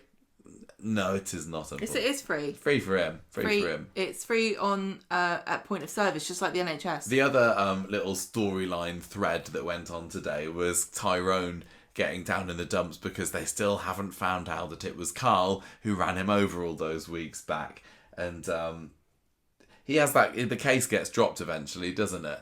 Just in time for us to see the silly little scene with Liam and Gary in the bistro, and he's there showing his drone cam footage, and oh look, there's Carl getting into the stolen car. I mean, seriously. It was really clumsy too, because they kept hammering home the point that the case has been dropped because of lack of evidence. There's lack of evidence. I'd be furious if I was Tyrone. I'd be like, how much evidence do you need that I was run over by a car? I've got, my legs don't work now. There's lack of evidence of who was driving. I know, but it's just the way they kept saying there's lack of evidence. It's like, it happened. I can guarantee you it happened. So it's just like, now, how long is it going to be before this footage makes its way to Tyrone's eyes? The question I have is, maybe this does happen, that the police just go, no, we've dropped your case for lack of evidence? Or would they not tell you this? Or would they just go, we're pursuing leads? Do they really close cases like this? I don't know. I think it was just for dramatic. What do they mean by we've dropped the case? We've given up. We're too busy looking over who bopped Costello on the head. It wasn't that long ago that they would be like, oh, do you know, this is too hard. I'm not doing this. I've tried really hard and I can't work it out. I think this is what they're saying. I just give up. I don't know. I'm not doing this anymore. Like, I think I would have thought that after, a decent amount of time has passed here, that Tyrone wouldn't be so hell-bent on revenge and getting whoever did this to him sent down. I don't know. But again, that's me just being my usual forgiving self. But anyway, this footage is going to... Is Carl going to find out about it first and then try and steal it off of Liam? Yeah, I think so. Or is Liam going to show someone... Liam's going to go, I've prepared a special video for Debbie to watch at the wedding about her and Ronnie. Press play. Oh no, I've got this confused with my drone footage. How embarrassing. And everyone's watching it going, oh... I mean, Gary must have seen that this was Carl in the video. Maybe he just shows it to Carl one day and say, hey, look at this. My son spied on you. Maybe Gary's just being a normal dad and going, yeah, great. And not actually looking at it. If Carl finds the footage first, it's probably going to be very easy to... beat him up. No, very easy to delete. I'd beat him up. So does that just... What's the point of introducing the fact that there's this evidence if he's just going to destroy it straight away? We don't know that he's going to destroy it straight away. You've just made that up. I would if I was him. I'd destroy it and then I'd stamp on his drone. Yeah, it was all very, very coincidental. But if it's going to put an end to this, then I don't mind. Like, I wish Tyrone would just either give up on it or find out who did it, because I don't really care that he doesn't know who ran him over. But if it does precipitate Carl's exit, I am all for it. It's because it's weird in a soap. In real life, this would eat you alive and you would never stop talking about it. But in a soap, yes, of course, if somebody ran... But in a soap, it's because... I think it's because he's a character. He's like, look, I'm a soap character. I know somebody ran me over who's a character in the show. Yeah. They don't just have us get run over by randoms. Just random people, no. So gone are the days of Lisa Duckworth being hit by just some random driver. Which one of you buggers has done this to me? Right. Anyway, that was that. Some lovely, joyous Debbie scenes. And Carl's being a get. Carl is being a mega get. Joni, Gemma, do you want to just run down quickly what's been going on at Shane Metcalf? Yeah, I just want to report that I was just asking ChatGPT about whether Costello could have afforded a house without being dodgy, and apparently if he's made some savvy investments and moved up the property ladder, and also if Jan or Ran or Kaz or whatever her name is, the wife, Mrs. Costello, she's also earning the same as him and also is quite canny, then it is possible, but who I don't know. There we go. It's good to know that Corrie people have done their research. No. Or not. I'm not saying they haven't done the research. I'm just saying it was bothering me because I don't know how realistic it is for them to be on I think that they'd be on nearly 60k. Okay. He'd be on nearly 60k. Is it really outlandish for him to have a house that expensive? I mean, it's not typical, but it's not like, oh, you must have got a gang to give you the deposit. Anyway, that was just my side quest. Let me tell you about what's happened with Joni. Sally and Joni and Groney. Now, if this teaches us one thing, it's that if you go around committing crimes, you won't be able to see your kids at Christmas. And everybody's going to blame everybody else except for you somehow. Yeah.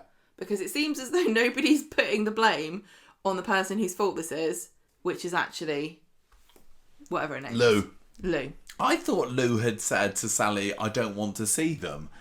Don't bring them to me. I don't want them to remember me as a jailbird I hate mum. these kids. So maybe I only did the crime to get away from them. maybe there's plenty of tickets or whatever it's called at the prison for Christmas Day, and Lou's just saying, no, don't want to see him at Christmas. What did she do again? Bopped Gary on the head. Oh, I mean, who hasn't wanted to do that? So, Wednesday... There's all the factory party They're doing stuff, the party, isn't there? Yeah. isn't it fun? And then Joni says, oh, I'm having a party. I've invited my friends over. And Sim and Tally, they're so excited about it. And they get everything ready. But then the friends don't come. Ah. I can't believe it.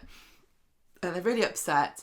And Tim wants to have a go at them. And Sally's like, no, it's going to make it worse.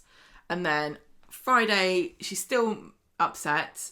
Who wouldn't be? I hate stories like this. You hear it online sometimes as well. Like, here's a picture of a sad child with a cake and none of their friends from school came. I'm not surprised that nobody wants to see her. She's just a massive misery guts, isn't she? She's challenged. She's had challenging times. She has had challenging times. There's not much to smile about. No. But I can imagine her friends on their little WhatsApp group saying, look, guys, let's just mute Joni for a minute. Who wants to go around to her party? She's probably just going to be moaning about the place. I mean, let's not to be too weird about it, but maybe they don't know where she lives. Yeah. Because she wasn't... They've probably all turned up at Maudsley Street, haven't they? She was there, and then she was with the aunt, or whoever, and now she's there again. Anyway, Joni's upset. She thinks Christmas is going to be rubbish. And Sally tries to cheer her up and says, let's go and see your mum. And Tim's like, don't you think they might be booked up? And then Sally says, it's not Les Mis. Yes. Anyone can get... We're going to Les Mis tomorrow, aren't we? Yes. What? What do you look at me like that for? Yeah. We are going to Les Mis tomorrow because it's the 10th anniversary of my mum's death and she loved it. So again, it's a little tribute. Me and you and my sister, aren't we? And my aunt and my uncle. And your Hope cousin. we have a lovely time. There's nobody famous in it that we know apart from one person off of Benidorm. It is really sad. When you said you wanted to go to see it, I looked at the car stuff and I was like, no Corrie people. No, Vicky Entwistle is no longer playing Madame Thénardier. But I know, that would have been good. I liked it was just... I don't think your mum would have cared one way or the other. No, we just thought it was funny that Sally made a reference to it when We're going that's tomorrow. what we're doing tomorrow. So, and it's not booked up because we only just bought our tickets recently. Yeah. Later on, Tim's called the prison up and they said, we're not doing Christmas Day visits because we've got our own homes to go to, which in my mind, I imagine everyone in the prison, they just get locked in and they have to stay in their rooms and not allowed and there's no food. Everyone's You've all gone. been very naughty boys and girls this year. But the Christmas says, turning the stay in lights your off. cells. Everyone stays in your cells. If there's any funny business, you phone us up and tell us. Otherwise, forget it. So Sally's like, oh no, I shouldn't have told them. But by the time they get back from school, Joni's already worked out because Tim's got no poker face whatsoever. And she's sad. And She just she's spends been up the evening sad dropping all upstairs, day. doesn't she? Sad all day. So here's the question. Are we going to get a magical Christmas Lou surprise? Or what's going to happen? Because they were going... A Lou surprise. Excuse me, a Lou surprise. That sounds like you look inside your toilet and you see something that you didn't expect. There should be no surprises on Christmas as to what's coming out. I think the only surprise that you're going to get in your Lou is going to be a surprise you don't want to see. Just flush. I don't think we're seeing Lou at Christmas. Well, they're going, oh, we have to make sure they have a great Christmas. I'd just say give up now. I hope that they do. I don't want miserable What can McCarthy's replace your over mum? Christmas. There's nothing that can replace your mum at You know Christmas. what? Maybe we will get a little video message from her or something. I don't know. Maybe they'll find her Instagram. Be like, oh, mum's really funny. Oh yeah, Farrell's Instagram. Yeah, Yeah. It was 2 years ago, wasn't it? That Bernie was in prison over Christmas. They do like locking people up over Christmas, don't they? Yeah, and they couldn't go and visit her then either. They had to get a video link there. Maybe they'll let her out for the day because they'll be like, we're not going to be here. You go as long as you promise to come back. I think they probably do that. I think that's too much effort. Like I said, I think that they're just scared to commit to this storyline. So it wouldn't even surprise me if we didn't even get to see them at Christmas. Well, okay, I will only say one thing. What's that? And that is that last week we did talk about the Christmas party, the Corrie Christmas party, and Farrell was there. she was there. She is friends with Julia Goulding, so that's not weird, and she was in it. this year. Yeah. So it's not like, oh, why is she there? But equally, you might expect her to go. She's like, I just recorded something for the special Christmas Day episode. Can I come to the party? And they went, yeah. I don't know. I guess we'll have to wait and see. I don't think it does. Rushing through the other stories, we got Shona and David have got. I thought it was quite a funny setup for this baby shower when David thinks he's on a promise and he skips home from school and he's like, what's he saying? There's a party in my pants. Oh no, he's such a pervert. Why is he so a pervert? He just wants to have a nice bit of Christmas time afternoon delight with his wife. How did Shona think that was him running through the door and zipping his pants? But anyway, no, it is a baby shower, which basically just all gets a little bit awkward. And David's there saying, this is really icky, you know, we don't know what's going to happen with this kid. Why do you want to be having this celebration? And I lose track of who knows and who doesn't know. Does everybody know at this point? Well, Maria should know better than when she says, I've got a receipt for this Reading County baby grow that was like that I've got such a foot in mouth. Like, she obviously didn't mean, in case the baby dies, you can take it back. She just wasn't thinking, like, you'll say that in case you don't want it, or, you know. People who say, I keep the receipt, it always just feels a little bit like, you have a bit more trust in your present buying capability. It also feels passive-aggressive. It's almost like saying, I bought you a present, it's a bit rubbish, I didn't put too much thought into it, so... Well, it's like, go on, take it back if you don't like it. If you want to reject me, here's your opportunity. Yeah, well, anyway, Shona just has a massive meltdown, doesn't she? And throws them all out, and... Then they have yet another scene of David and Shona on the sofa, and I enjoy them because I think that they have a lovely relationship, and he's there putting the hand on the tummy and everything, and David says, sweet. David's the final kind of words were, I'm scared, you're scared, let's be scared together. Speaking of David and Shona, they are the new ITVX picture, aren't they? I mean, something bad. We've had Betsy sitting on that bed in the prison cell for months now. She was hardly there. But the David and Shona picture that they're using this month is nice and smiley, so it's maybe predicting something lovely is going to happen to them at Christmas. I don't know. I can't remember what that she said, because David was saying it's high risk or something like that, and then Shona says, well, she's a baby before she's that. I thought that was very sweet. And she's also like saying, I can't allow myself to be scared because then it might happen. Oh, yeah, that was a nicely written line. And that is definitely like a true symptom of being, you know, having anxiety and stuff. Like you believe that you can... into it. You believe that you can control the universe somehow by your thoughts. And you know it's not true. Oh, poor Shona. I just don't know how anyone can, like, the pair of them... They're on the sofa and, you know, David's stroking her stomach and you're thinking, life is just suffering. It's horrible. But it's still very lovely to see that they've got each other's back. I don't have high hopes for this now. Do you not? No. I still do. I still think it's going to turn out okay. I'm feeling positive. I think this is going to be ending up a feel-good story. I really hope so. I don't think this is a spoiler to say this.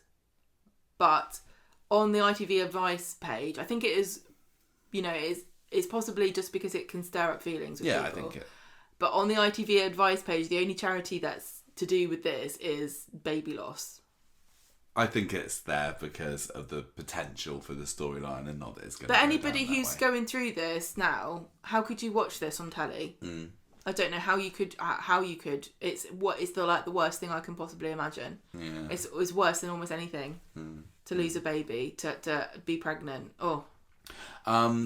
We have a little bit more of the George and Christina story this week, which is basically he's getting a phone call from Eileen because he's ends up that he's speaking to her about Todd, isn't he? And the fact that he's worried about Todd's behaviour, and Eileen's just like, don't worry about him, he's fine. So he is actually talking to the real Eileen. Because there's a mix-up at the funeral, Undertaker's and they accidentally buried the wrong one. No, there's a funeral mixed Undertaker's mix-up when Christina walks in on him speaking to another Eileen, who's a little old lady. But yeah, she learns later on, does Christine, that George is definitely worried about Todd, and he's confided in Eileen with his worries, but she says, don't worry about it, Todd's okay.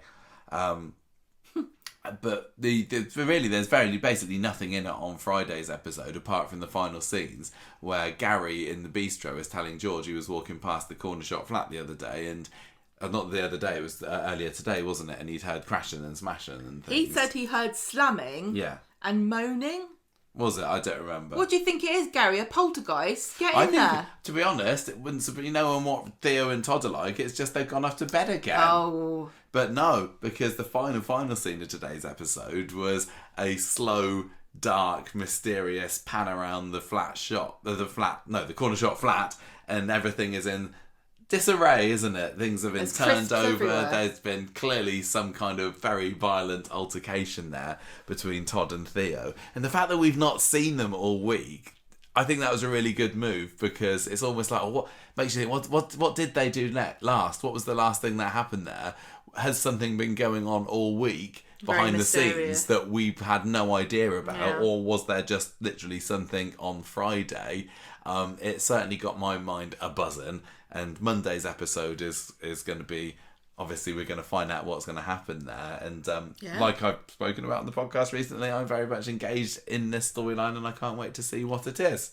And at the end of it, we see through the camera frame. Yes, that was the last thing that we'd seen from this storyline, wasn't it? Last Friday, Todd putting the picture frame cameras out. So whatever it is that's happened there, it's been caught on camera. Unless, has Theo... Now, he can't have found the cameras, can he? Otherwise, one of them's still there. Yeah, we saw at least one of them. Yeah. But I don't know whether he could have found the other one, I suppose. Todd remembered to put in an SD card. I suppose if you're Theo and you found one picture frame camera, you're going to assume that the other frame that was bought at the same time has also got one in there. So I think Todd showed it to him. Yeah, I would say at this stage Theo hasn't found out about it. But what has happened, and is by the end of Monday's episode, is Todd still going to be going crawling back to Theo, or is he going to be able to escape? I'm looking forward to seeing. So that was this week in Coronation Street. I don't feel that we were that much into it this week. I don't know, listeners, whether you got that impression from listening to this, but yeah, it was just a week where things happened. I did really enjoy Wednesdays. I mean, I think it went into banging territory for me because things were moving on in the stories a little bit more than they had been.